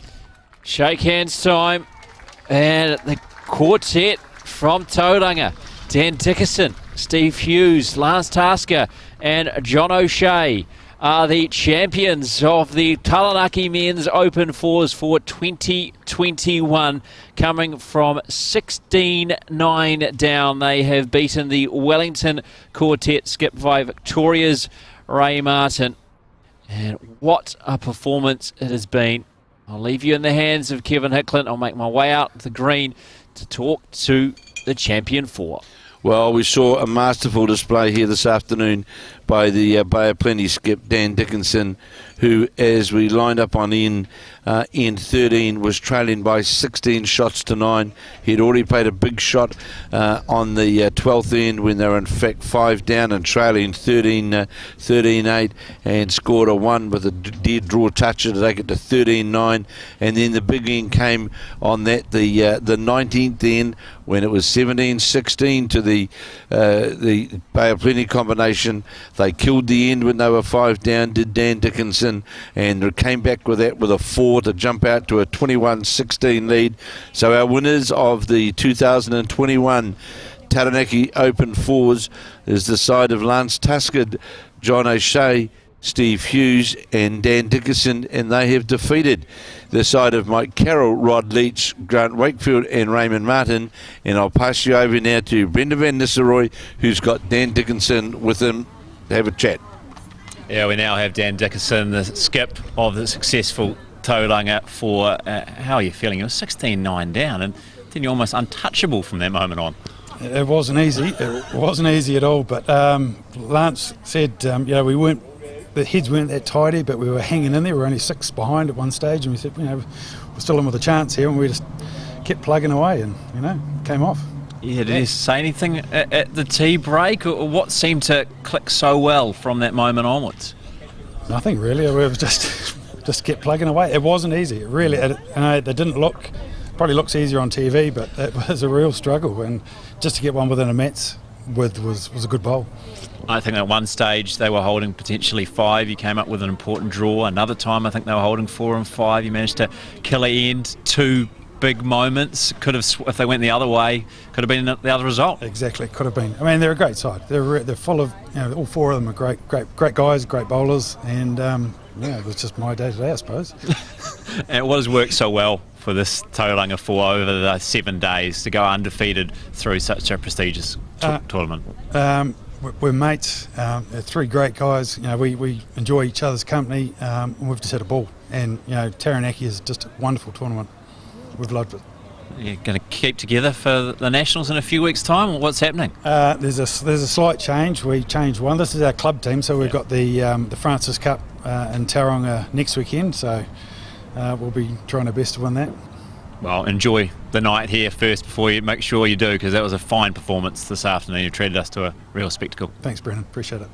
There you go, the successful Tauranga 4 who have taken out the competition here, the Taranaki 4s, the 116th running at the Paratutu Club has gone their way. Congratulations to them as we complete our coverage. I hope you have enjoyed the day's coverage. We've brought to you the semi-final, and then the final is going Tauranga's way, beating the Wellington combination, coming from 16-9 down to shake hands with 2 ends to play.